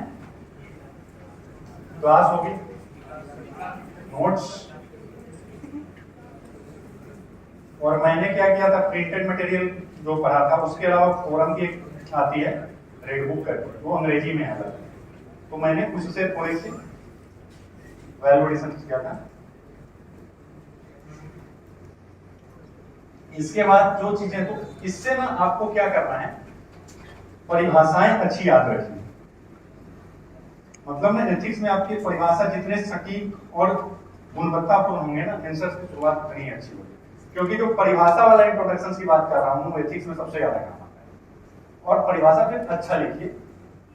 तो सबसे पहले आपको एथिक्स में क्या करना है कि सिलेबस में जितने भी टॉपिक्स दिए होंगे ना, उसकी परिभाषाएं आपको बहुत अच्छे ढंग से आनी चाहिए और याद होनी चाहिए। फिर बाकी की जो बेसिक चीजें वो भी आपको क्लास नोट्स में मिल जाएगी। अब आपको अपने तरफ से क्या करना है, आपको ऐड करना है एग्जाम्पल। और मैं कहूंगा कि जो भी आप उदाहरण लिख रहे हैं ना, एक तो क्या है कि नोट्स वगैरह में चीजें दी हुई होती है, बट वो थोड़ा सा पुराना होता है और वो होता है, क्या बोलते हैं, लगभग सबके पास सेम एग्जाम्पल होते हैं। और वही महात्मा गांधी या मदर टेरेसा और टी एन सेशन, कुछ फिक्स एग्जाम्पल्स हैं जो और वो थोड़ा सा हो जाता है कि सबके पास सेम एग्जाम्पल्स हैं, करंट चीजें नहीं होती। इसको क्या करो, जो वर्किंग ब्यूरोक्रेट्स हैं, जो अभी अच्छा काम कर रहे हैं, उनके साथ जोड़ो। जैसे मान लो कोई सवाल पूछ लिया जिसमें आपको वैल्यूज की बात कर रहे हैं कि एक सिविल सर्वेंट्स में XYZ वैल्यू होनी चाहिए। अब आप बात करो कि उसमें एम्पैथी होनी चाहिए, तो प्रशांत नायर जो है केरला में डीएम है, उन्होंने ऑपरेशन सुलेमानी चलाया था फूड के लिए, मतलब कोविड के टाइम। अब क्या ये अभी वो काम कर रहे हैं, तो क्या यूपी में भी होगा। बहुत सारी चीजें स्कीम्स आती रहती है, जैसे इनोवेशन, इनोवेटिव होना चाहिए। अगर आप एक पॉइंट लिख रहे हो अपने आंसर, तो अब कई सारी चीजें क्या है, जैसे कि गवर्नेंस को लेकर अवार्ड वगैरह मिलते हैं। तो जैसे गुमला के डीएम है, उन्होंने मिशन रागी करके चलाया, या फिर बिहार में एक डीएम थे, उन्होंने चटपटिया मॉडल चलाया। ये सब क्या है, बहुत इनोवेटिव आइडियाज थे जो लगभग लोगों को पता है, काफी लोगों को पता है, और इसका इम्पैक्ट बहुत होगा। तो ऐसे एग्जाम्पल्स आप ना न्यूज़पेपर से कलेक्ट कर सकते हो और उसको अपने आंसर्स में डालो। इससे क्या होगा ना कि बाकियों की तुलना में जो आपके एग्जांपल्स होंगे ना वो अच्छे होंगे और आंसर्स की जो क्वालिटी है वो बढ़ जाएगी। तो आपको कोशिश करना है कि एग्जांपल्स अच्छे अच्छे लिखो। दूसरी चीज इसमें क्या करनी होती है, कोट।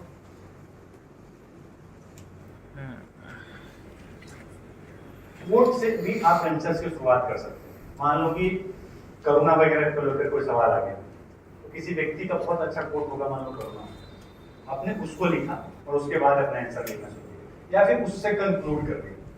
तो क्या हो गया ना कि आपने प्रेजेंटेशन के स्तर पर पांचों से आपने कुछ अलग कर दिया, कनेक्ट करने की, इसका भी फायदा मिलता है।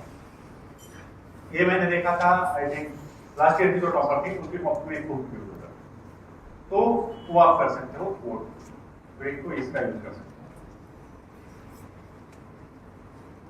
तो ये फिर आते हैं केस स्टडी वाले पार्ट में। केस स्टडी में क्या है ना, देखो आप एक अच्छा इंट्रो लिखो, इसमें भी इंट्रो को लेकर वही सारी चीजें करनी है।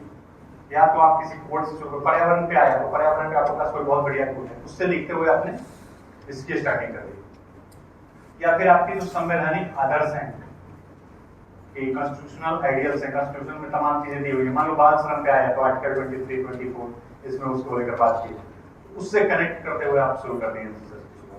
तो ऐसे इंट्रो कर सकते हो। अगर जहां पर कुछ ना समझ में आया ना, तो केस स्टडी जिसके बारे में है ना उसका सारांश लिख दो, जो है ये केस स्टडी इस बारे में बात करना चाहते हैं, सब कुछ ना समझ में आए तो सबसे आसान होगा। तो ऐसे इंट्रो कर। बॉडी में जनरली आप उस बॉडी लिखने से पहले एक चीज लिखनी होती है हितधारक।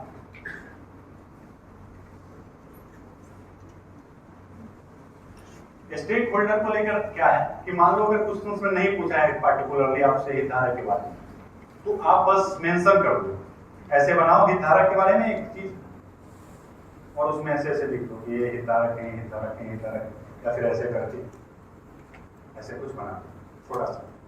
लेकिन जब क्वेश्चन में पार्टिकुलर स्टेक होल्डर का मेंशन किया गया है कि इसके हितधारक बताइए, तब कैसे लिखेंगे, तब थोड़ा सा स्टाइल चेंज करेंगे। हम लिखेंगे पहले हितधारक, जैसे मैं, समाज, राम, श्याम, जो भी उसमें हितधारक है, इनका इंटरेस्ट क्या है उसको भी मेंशन करो, ऐसा बना। तो जब पूछा जाए तो थोड़ा सा एक्सप्लेन करते हुए कि किसका क्या इंटरेस्ट है। जिस क्वेश्चन में डिमांड नहीं की गई है बस हितधारक लिखो और ऐसे ऐसे बता दो।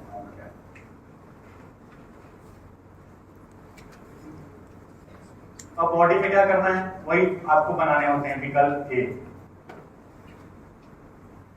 जनरली सबसे आसान चीज क्या है, जो पहला विकल्प लिखते हैं तो उसमें उसके पक्ष बिल्कुल वाले रखते हैं, एकदम एक एक्सट्रीम पक्ष वाला। दूसरा विकल्प एग्जैक्ट विकल्प जो होता है ना थोड़ा उल्टा होता है, दूसरा विकल्प ऐसा बना देते हैं उसके अगेंस्ट, और तीसरा फिर क्या बनाते हैं, मध्यम मार्ग। तो इस तरीके से हम विकल्प बनाते हैं। कई बार 4 विकल्प भी बन सकते हैं, एटलीस्ट 3 तो बनाने ही। अगर 4 बन रहे हैं तो 4 बनाओ, बट 3 विकल्प आपको क्रिएट करना होगा।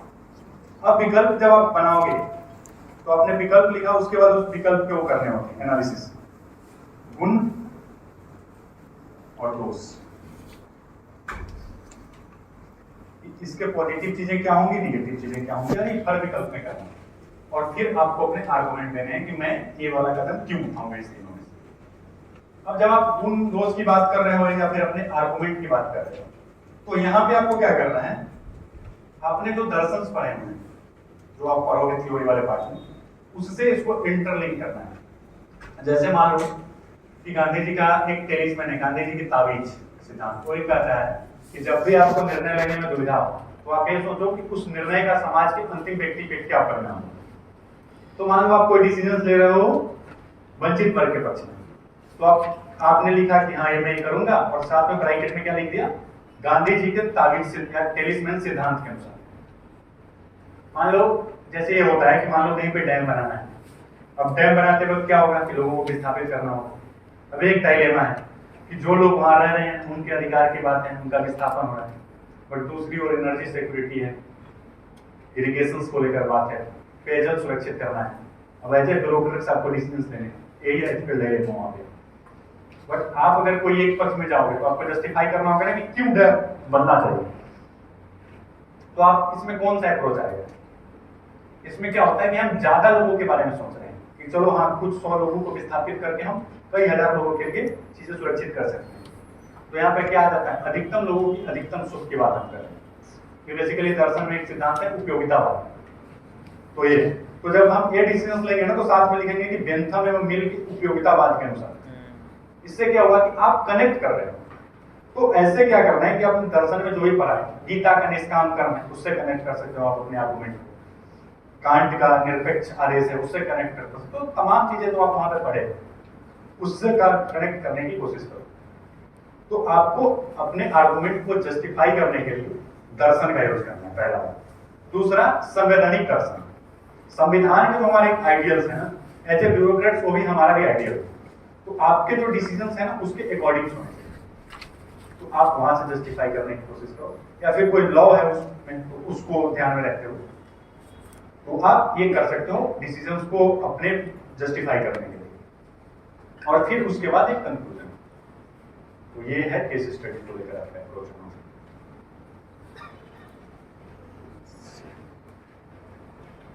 एक चीज और है,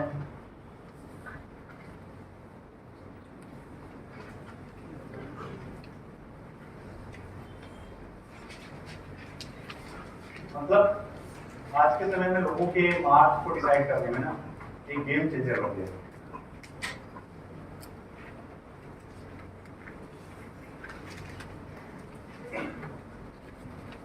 गौर तो नहीं हो रहा है कोई? यहाँ पे ना इस बार लोगों के नंबर जो थे ना ये भी आए हैं और ये भी आए हैं। रेंज देखो, एक पेपर कितना बड़ा रेंज क्रिएट कर, और उसकी वजह क्या है ना कि निबंध की प्रकृति बदल गई। अब कैसे निबंध आ रहे हैं? अमूर्त। पहले तो देख के जब आप नहीं लिखना स्टार्ट किए ना तो शुरू में तो लगता है पूछ क्या रहा है, कहना क्या चाह रहे हैं।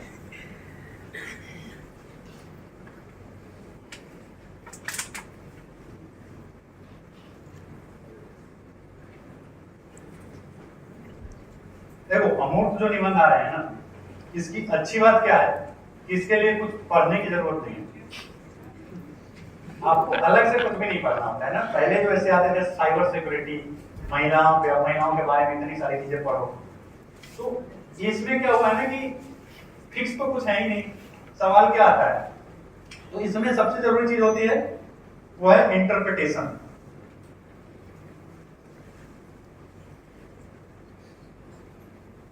तो 3 इडियट का सीन है ना, कहना क्या चाहते हैं। तो ये ऐसे को देख के सबसे बड़ी चीज यही आता है इंसान के मन में कि यार कहना क्या चाह रहा है, इसका मतलब क्या है। तो अगर ये समझ गए आप कि वो क्या कहना चाह रहे हैं ना, तो यहाँ से ये ऐसे जीएस वाले ऐसे की तुलना में ज्यादा आसान है, क्योंकि आपको बहुत कुछ पढ़ने की जरूरत नहीं है। इसमें सारा गेम प्रैक्टिस का है। अब इंटरप्रिटेशन सही कैसे होंगे तो आपको सोचना पड़ेगा, वो ब्रेन स्टॉर्मिंग का मामला है। अब कैसे सोचना है चीजों को उस पर बात करते हैं। मान लो इस बार एक एस्से आया था,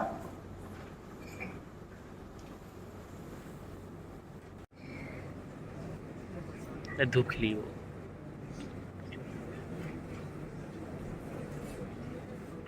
क्या मतलब है इसका? तो एक आगे बताओ यार।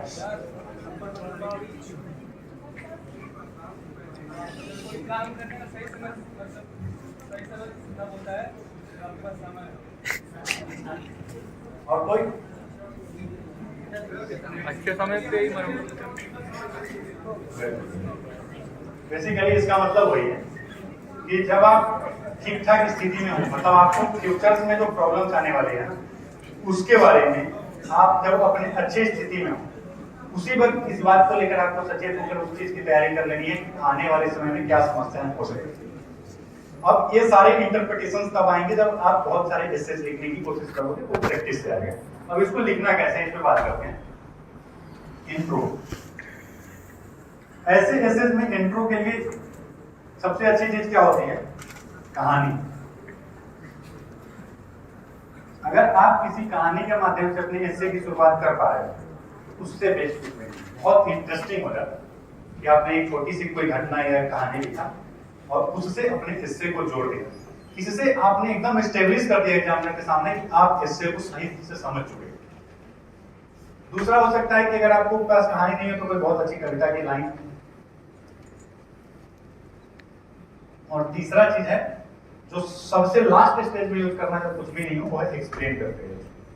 बट ये थोड़ा सा क्या हो जाता है ना, बोरिंग सा लगने लगता है, तो इसको तभी यूज करना जब बाकी चीजें नहीं हो।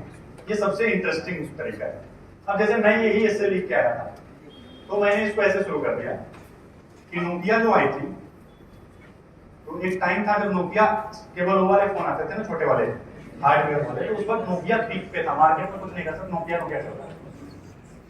बट क्या हुआ कि नोकिया ने अपने ना सॉफ्टवेयर रिसर्च में बहुत ज्यादा इन्वेस्ट नहीं किया, उसका सारा फोकस हार्डवेयर पे था।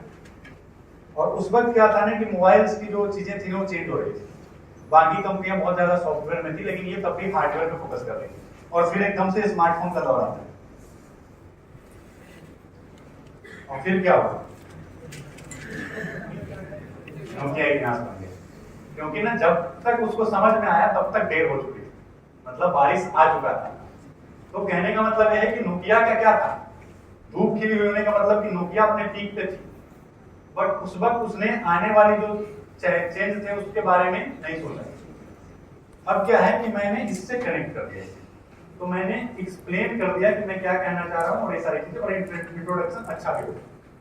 तो अगर आप ऐसी कोई कहानी से शुरू कर सकते हो तो वो करने की कोशिश करो। और इसके लिए क्या है ना कि आप 20-30 जो ऐसी चीजें हों उसको आप एक जगह बस 2-2 लाइन में लिखो। कहानी तो आपको पता ही हो कि हाँ इसको यूज करना है, इसको यूज करना है।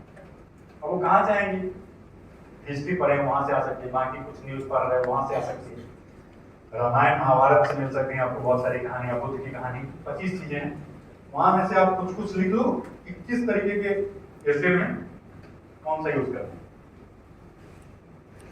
तो इस तरीके से आप इंट्रोडक्शन की शुरुआत कर सकते हैं। अब बॉडी में क्या लिखना है,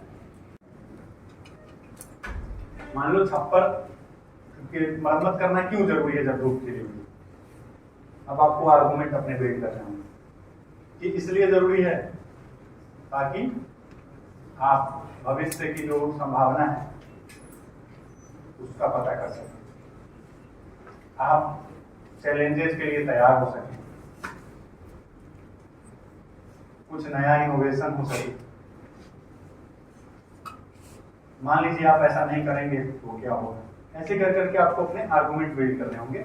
और इस आर्गुमेंट को थोड़ा सा एक्सप्लेन करते हुए अगर कोई और उदाहरण है तो इससे आपको जोड़ना है।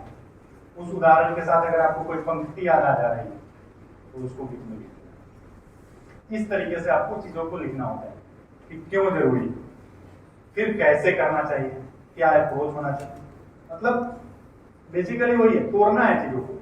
तो आप क्या कर सकते हो ना कि इससे जब आपको मिलता है तो शुरुआत के 20 मिनट ना पीछे वाले पेज पे आप ऐसे सोचो कि इसमें ये इंट्रोडक्शन लिखूंगा, इसके बॉडी में ये सारी चीजें लिखूंगा, और फिर लिखना शुरू करो। रेदर देन जस्ट स्टार्ट कर दो। मिला और आप अगर लिखना शुरू कर दोगे तो फिर सब गड़बड़ हो जाएगा, फ्लो टूट जाएगा बीच में आप। तो आप पहले ही सोच लो कि आप क्या लिखने वाले हो, कोई है। फिर उसमें वही है कि आपको बहुत सारे अच्छे अच्छे पंक्ति याद होनी चाहिए। हिंदी साहित्य वालों के लिए तो थोड़ा आसान हो जाता है, बाकी लोग लिख लेना उनसे लेके, जैसे अज्ञे की पंक्ति है, मुक्ति बोध की लाइन है, ये सब बहुत प्रभावी पंक्तियां, उसको पढ़ के लगता है यार बहुत आदमी इंटेलेक्चुअल बातें कर रहे हैं। तो ऐसी चीजें ना लिख लेना। फिर कोटेशंस होंगे बहुत सारे,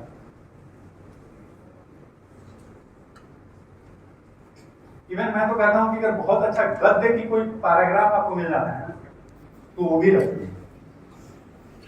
मैं तो रख के गया था एक आध जगह, उसको एकदम वो चेंज किया गया। तो उससे क्या होता है ना कि बहुत बढ़िया लिखने वाले, मान लो कहीं उपन्यास में आपको बहुत गहरी कोई बात मिल गई, अब आपके लिखने का स्तर वो नहीं है कि आप वो लिख लोगे, बट अगर आपको उसी चीज को रख के वहां पर लिख के आए तो एग्जामिनर को लगता है कि वाह क्या लिखा है, भले वो किसी और ने लिखा है, बट आपके आंसर में उनको तो यही लगेगा कि भाई बहुत बढ़िया लिखा। तो अगर ऐसी कुछ चीजें अच्छी मिल जाए तो उसको भी यूज करने की कोशिश करो। तो ये है इससे को लेकर ओवरऑल एक अप्रोच होता है। लगभग पीटी मेंस का हो गया क्या ऑप्शनल। यार देखो मेरा ऑप्शनल है मैथिली साहित्य, यहाँ पर कोई है क्या? नहीं है तो मैं क्या बताऊं? क्लास के साथ साथ आप मतलब रिवीजन कैसे कर रहे थे ये बता दिए।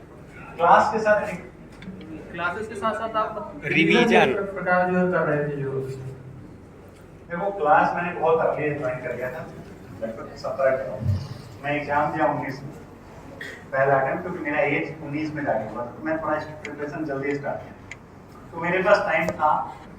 कैसे कर सकते हो देखो, एक साथ 3 क्लास मत करने लगना, कई बार ये दिक्कत होती है, फिर ना आपके पास टाइम नहीं बचेंगे। लेकिन अगर आप 2 क्लास कर रहे हो ना तो लगभग 7 घंटे इधर टाइम और आप ना 4-5 घंटे रिवीजन करो। थोड़ा सा हेक्टिक है क्लास करते हुए, बट बात वही है ना कि ये 7 घंटे में बहुत चीजें नहीं पढ़ाई जाती है। क्लास में जितनी चीजें पढ़ाई जाती है ना 3 घंटे में, सेल्फ स्टडी में आप उससे 3 गुने ज्यादा पढ़ते हो, क्योंकि ना क्लास में चीजें समझाना होता है, फिर आपको 500 लोग हैं तो 500 लोगों को ध्यान में रख के बातें करनी होती है, तो जनरली 5-10 पेज पढ़ाया जाता है। आपका खुद का पढ़ने का स्पीड उससे बहुत ज्यादा होता है, तो रिविजन में कम टाइम लगेगा, क्योंकि ऑलरेडी बहुत बेसिक बातें आप क्लास में समझाया जाता है, आपको जाके बस पढ़ना है। तो क्लास के टाइम रिवीजन करने का सिंपल मतलब ये है कि जो क्लास से आप करके जा रहे हो रूम पे जाके उसको पढ़ो, और वीक में एक दिन जो पूरी चीजें पढ़े हैं उसको फिर से रिवाइज करने की कोशिश करो। इस तरीके से रिवीजन होगा।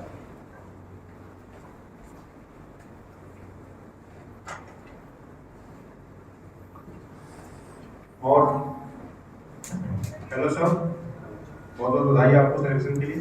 सर अभी जैसे मेरी उम्र 19 साल है और मैं अभी फाउंडेशन कोर्स कर रहा हूँ। मेरी अभी मैं फाउंडेशन क्लास कर रहा हूँ, क्या सर अभी से मैं ऑप्शनल की तैयारी कर सकता हूँ? क्या ऑप्शनल क्लास ले सकता हूँ?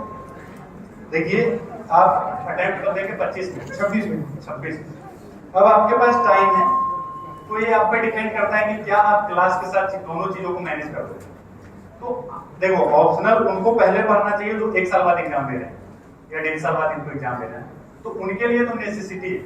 अब आपके लिए चॉइस है, अगर आपको लगता है कि आप पहले जीएस बिल्ड करो अच्छे से फिर ऑप्शनल पढ़ो, तो भी आपके पास टाइम है, आप वो भी कर सकते हैं।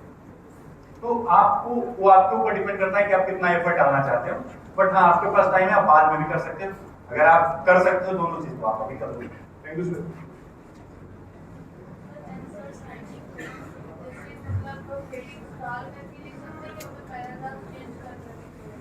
नहीं, आंसर्स राइटिंग की जो आप बात कर रहे हैं ना, उसमें ना आपको टू द पॉइंट आंसर्स है ना, उसमें एक 2 मेरे सजेशंस हैं जो याद रखना। कभी भी परफेक्शन के पीछे मत भागो।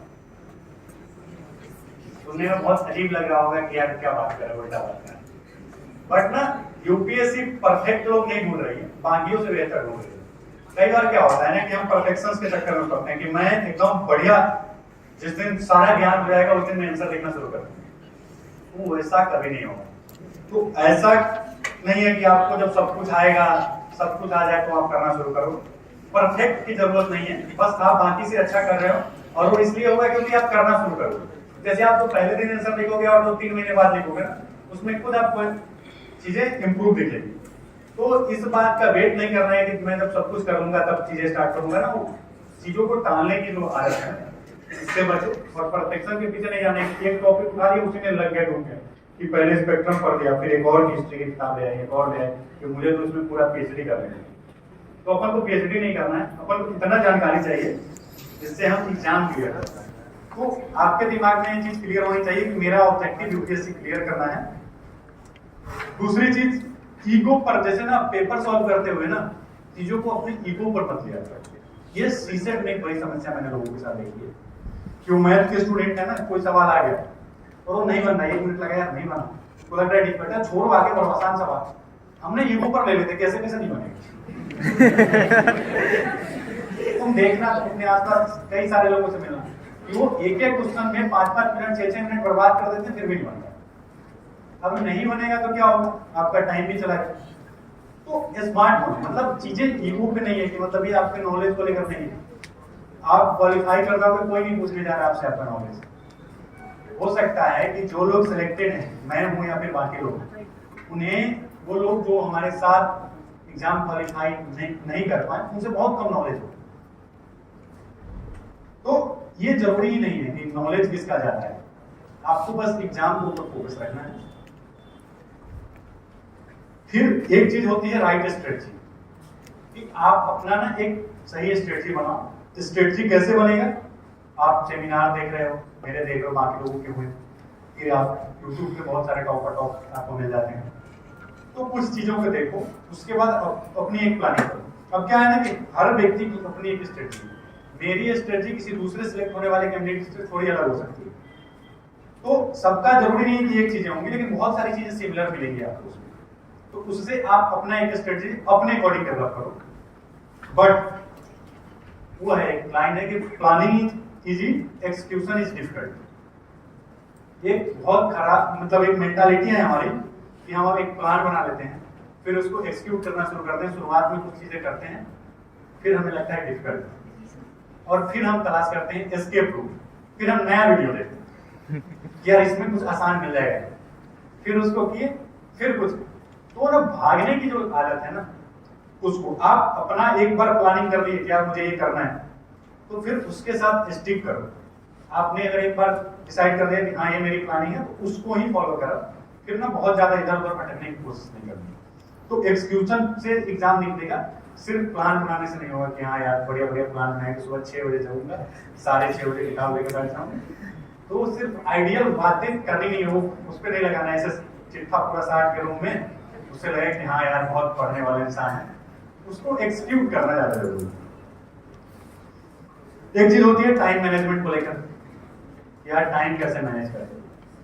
अब टाइम मैनेजमेंट को लेकर दो स्ट्रेटजी होती है जनरली। एक तो लोग ऐसे बनाते हैं कि मुझे कितने बजे से कितने बजे तक पढ़ना है, तो ये एक अपना तरीका। मैं क्या करता हूँ, मैं टारगेट बेस्ड स्टडी करता हूँ।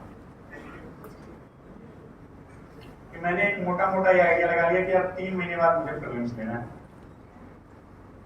मुझे 3 बार सिलेबस मालूम करना पड़ेगा। तो मतलब एक बार पढ़ने के लिए कितना समय है मेरे पास, एक महीना में मान लो मेरे पास 4 सब्जेक्ट खत्म करना है, 7 दिन देने हैं। तो अब मैं ये डिसाइड करूंगा कि यार 7 दिन में मुझे पॉलिटी खत्म करनी है, तो मेरा बस ये होता था कि 7 दिन में वो खत्म हो जाए।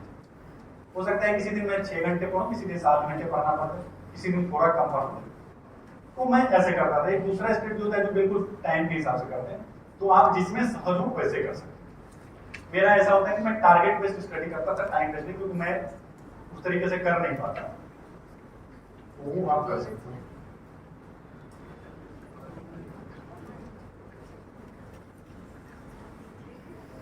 चलिए इधर कुछ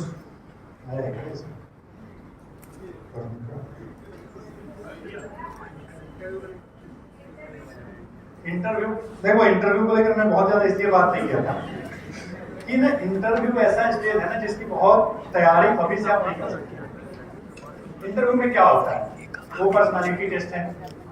पर्सनालिटी में आपको समझने के लिए वो आपसे कुछ सवाल पूछेंगे। वो सवाल कहाँ से आता है, या तो जीएस के क्वेश्चन होते हैं जो आप इस पूरे प्रिपरेशन के दौरान धीरे धीरे पढ़ लो, या फिर वो आपके बैकग्राउंड से जुड़ा हो सकता है कि आप जो सब्जेक्ट पढ़ते हैं वो आपके डिस्ट्रिक्ट, आपके स्टेट से जुड़ा हुआ हो सकता है। तो बेसिकली वो सारी चीज जिससे आप जुड़े हुए हैं, उससे जुड़े हुए सवाल पूछ के वो आपसे आपको समझने की कोशिश करते हैं।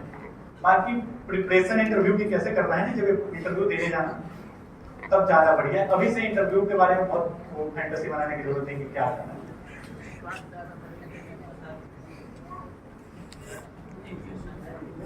हेलो, आपको यहाँ से वहाँ तक के सफर के लिए बहुत बहुत धन्यवाद। मेरा क्वेश्चन इसी से रिलेटेड है कि यहाँ से वहाँ तक का सफर तय करने के दौरान होने वाले जो मेटामॉर्फिक प्रोसेस हैं, जो प्रेशर्स आते हैं, वो एक बिगनर और एक अनुभवी दोनों को किस तरह से डील करना चाहिए। और दूसरा क्वेश्चन है इसमें रिलेटेड कि पीटी के लिए ओरिएंटेशन कब से बनाना चाहिए, एक जो बिगनर है और जो 1-2 बार का खिलाड़ी हो चुका है।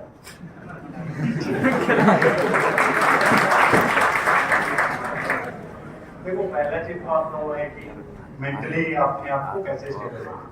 सबसे बड़ी बात ये है कि एक लॉन्ग प्रोसेस है। देखो क्या है कि इतनी लंबी प्रक्रिया है ना कि हर आदमी जो है बीच बीच में क्या लगता है ना कि आप किसी दिन टेस्ट लगाओगे, उस दिन नंबर आ जाएंगे 60, तो ना लगता है यार मुझसे तो होगा ही नहीं। बट ना जब ऐसा हो उसका बहुत बढ़िया है कि आपकी कुछ चीजें होंगी जो आपको पॉजिटिव रखते होंगे। मतलब मेरे साथ क्या होता था कि जब मुझे किसी दिन लगता था कि यार ये बहुत डिफिकल्ट है ना, तो मैं नहीं पढ़ता था, उसमें बंद कर देता था। फिर आप दोस्त से बात करो, मैं मूवी देख लेता था, वेब सीरीज देख लो, मतलब वो आपके पीछे।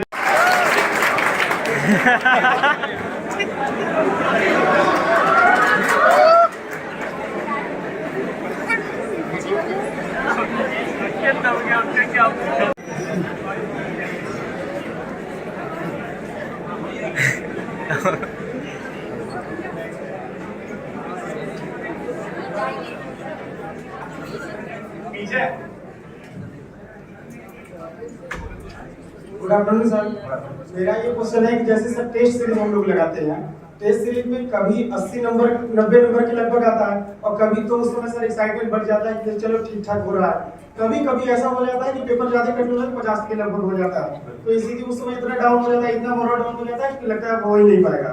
सर उस सिचुएशन से कैसे हो रहे? और सर एक क्वेश्चन और है, जैसे सर आपने कहा कि ग्रुप बना करके डिस्कशन करना है, अब 6 लोगों के साथ रहना है, सर ग्रुप हम लोग बना लेते हैं, डिस्कशन भी कर लेते हैं, करने लगते हैं, और होता क्या है कि डिस्कशन कुछ ज्यादा ही करने लगते हैं, पढ़ाई पीछे छूट जाती है। तो समस्या सर इसलिए आ जाती है। तो इन दोनों चीजों से कैसे सर टैकल करें? आपका जो पहला सवाल है ना कि क्वेश्चंस ज्यादा कम होते हैं, तो ये सबके साथ होता है। जैसे इस बार भी जब मैं इंटरव्यू देने के बाद थोड़ा सा प्रीलिम्स के बारे में देख रहा था कि पता होता नहीं सिलेक्ट हो गई, तो मैंने एक पेपर सॉल्व किया थी, मेरे नंबर है 130, मैं बहुत खुश था। फिर अगले दिन एक और पेपर उठा लिया, उसमें नंबर है 68, और मैं खुद सोच रहा हूँ कि मैंने ही दोनों पेपर सॉल्व किए। तो ये डिपेंड करता है ना कि पेपर की क्वालिटी कैसी है। देखो जो कोचिंग टेस्ट सीरीज के पेपर है ना, वो एग्जैक्टली यूपीएससी के पेपर में वहां जो लोग सेट कर रहे हैं और जो लोग वहां सेट कर रहे हैं उसमें डिफरेंस है। कई बार में पेपर कोचिंग जो टेस्ट सीरीज होते हैं उसमें बहुत डिफिकल्ट आ जाता है, अननेसेसरी क्वेश्चंस कई बार बहुत ज्यादा होंगे, कई बार बहुत आसान होंगे।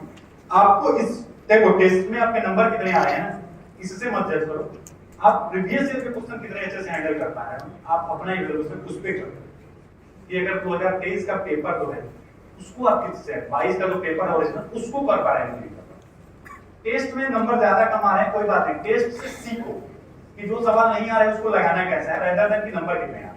तो जब आपको ऑब्जेक्टिव टेस्ट का क्लियर हो गया ना दिमाग में कि मुझे सिर्फ पेपर सॉल्व करना है, स्किल लर्न करना है, तो अब नंबर आपको ना प्रभावित नहीं करेगा। पहला तो आपको पता हो। दूसरा सवाल था क्या था? ग्रुप डिस्कशन को ना, देखो ऐसा इसलिए होता है ना कि आपके ग्रुप में लोग कैसे हैं, अगर लोग और मैं ग्रुप डिस्कशंस की बात नहीं किया था, मैं बोला फ्रेंड बनाने का मतलब है रिफ्रेशमेंट और आपको घूमने के लिए। अगर आप अकेले पढ़ना प्रेफर करते हो तो अकेले पढ़ो, जरूरी नहीं है कि आप ग्रुप में ही पढ़ोगे। अगर कुछ अच्छे फ्रेंड है तो आपको डिस्कशन करने से आपको वो चीजें इंप्रूव हो जाती हैं, बट नहीं है तो कोई दिक्कत नहीं। बट हाँ याद रखना, सेल्फ डिसिप्लिन मेंटेन करो लाइफ में। आपको पता होना चाहिए कि आपको कहाँ कितना टाइम देना है, तो आपको वो खुद डेवलप करना होगा और वो प्रैक्टिस से आती है। Hello sir, good afternoon sir. Good afternoon sir, मेरा क्वेश्चन ये है कि जैसे प्रीलिम्स इस टाइम टफ चल रहा है, जो हर साल का पेपर 1 है वो टफ है, तो सर मुझे या हर किसी बच्चे को जो स्ट्रेटेजी है या जो तैयारी है वो कैसे करनी चाहिए, मेंस की पहले कि प्रीलिम्स की? देखो मान लो आपके पास 1 साल का टाइम महीने होगा ना, उसमें शुरुआत आप ऑप्शनल और एथिक्स जैसे सब्जेक्ट से कर सकते हो। फिर आप आओ उन टॉपिक्स पे जो पर्टिकुलर मेंस के लिए है, कुछ ऐसे टॉपिक्स होंगे और इंटीग्रेटेड रूप में पढ़ो। दिसंबर जनवरी तक की जो पढ़ाई होती है ना वो इंटीग्रेटेड होना चाहिए, जिसमें आप पॉलिटी को पूरा हॉलिस्टिकली पढ़ो, या फिर इकोनॉमी पढ़ रहे हो तो हॉलिस्टिक वे में पढ़ो। और जब प्रीलिम्स के 4 महीने बचे होंगे, वहां से आपका जो गियर है ना वो पार्टिकुलर प्रीलिम्स पे शिफ्ट हो जाना चाहिए। वहां से आप इश्यूज को छोड़ दो और जो प्रीलिम्स के लिए इंपॉर्टेंट चीजें हैं उस पर फोकस करो। तो ऐसे कर सकते हो, तो स्टार्ट इंटीग्रेटेड करो और जब एग्जाम आए तो चीजों को अलग करो। और सर जैसे कि होता है कि तो पढ़ना आपको है, कंटेंट यहाँ भी अवेलेबल है, मटेरियल यहाँ भी अवेलेबल है, अंत में पढ़ना आपको है। सर और ये क्लास नोट्स और स्टैंडर्ड बुक क्या ये दोनों साथ में ही पढ़े या फिर पहले क्लास नोट कवर हो जाए उसके बाद स्टैंडर्ड बुक? नहीं, पहले क्लास नोट पढ़ लो फिर स्टैंडर्ड बुक है। Thank you sir. Hello sir. हाँ। सर जो स्टूडेंट्स ऑलरेडी किसी जॉब में हैं और ऑनलाइन माध्यम से पढ़ाई कर रहे हैं, उनके लिए सर आप कुछ स्पेशल अपना एडवाइस देना चाहेंगे? देखिए, जब आपके पास में सबसे बड़ी जो समस्या होगी वो होगी टाइम मैनेजमेंट। तो आपको ना टाइम थोड़ा सा निकालना होगा, तो मटेरियल थोड़ा सा और कम करना होगा। अब आपको क्या करना होगा कि न्यूज़पेपर के लिए आप ई पेपर ले लो, कहीं पे जा रहे हो, रास्ते में ट्रैवलिंग उस दौरान उसको देख लो। आप फिर वो कर सकते हो कि मतलब यार देखो, मैं जॉब के साथ प्रिपरेशन किया नहीं, मुझे बहुत आइडिया नहीं है, तो मैं ये कहूंगा कि आपको टाइम मैनेजमेंट को लेकर ये कर सकते हो कि थोड़ा सा कंटेंट कम कर सकते हो। जो चीजें आपको बल्कि लग रही है तो उसका शॉर्ट नोट्स और कहीं से मिल जाता है तो वो पढ़ लो, उस तरीके से आप थोड़ा सा टाइम मैनेज कर सकते हो। इसमें बहुत इफेक्ट नहीं करती। हाँ, केस डाउन आते रहते हैं जहाँ पर आपको लगेगा कि नहीं हो, तो वही है कि आप थोड़ा सा छोटा सा ब्रेक लो, थोड़ा सा जो भी चीजें आपको इंटरेस्टिंग लग रही है वो करो और ठीक से स्टार्ट करो। वो होने चाहिए कि आपके फ्रेंड्स हो, घर वाले हो, जो भी हो, तो वैसे होने चाहिए जो आपको सपोर्ट कर रहे हो कि आप नहीं हो जाएगा। जैसे अगर आपका सिलेक्शन नहीं हो, नाकाम ही तो है, लंबी है गम की शाम मगर शाम ही तो है।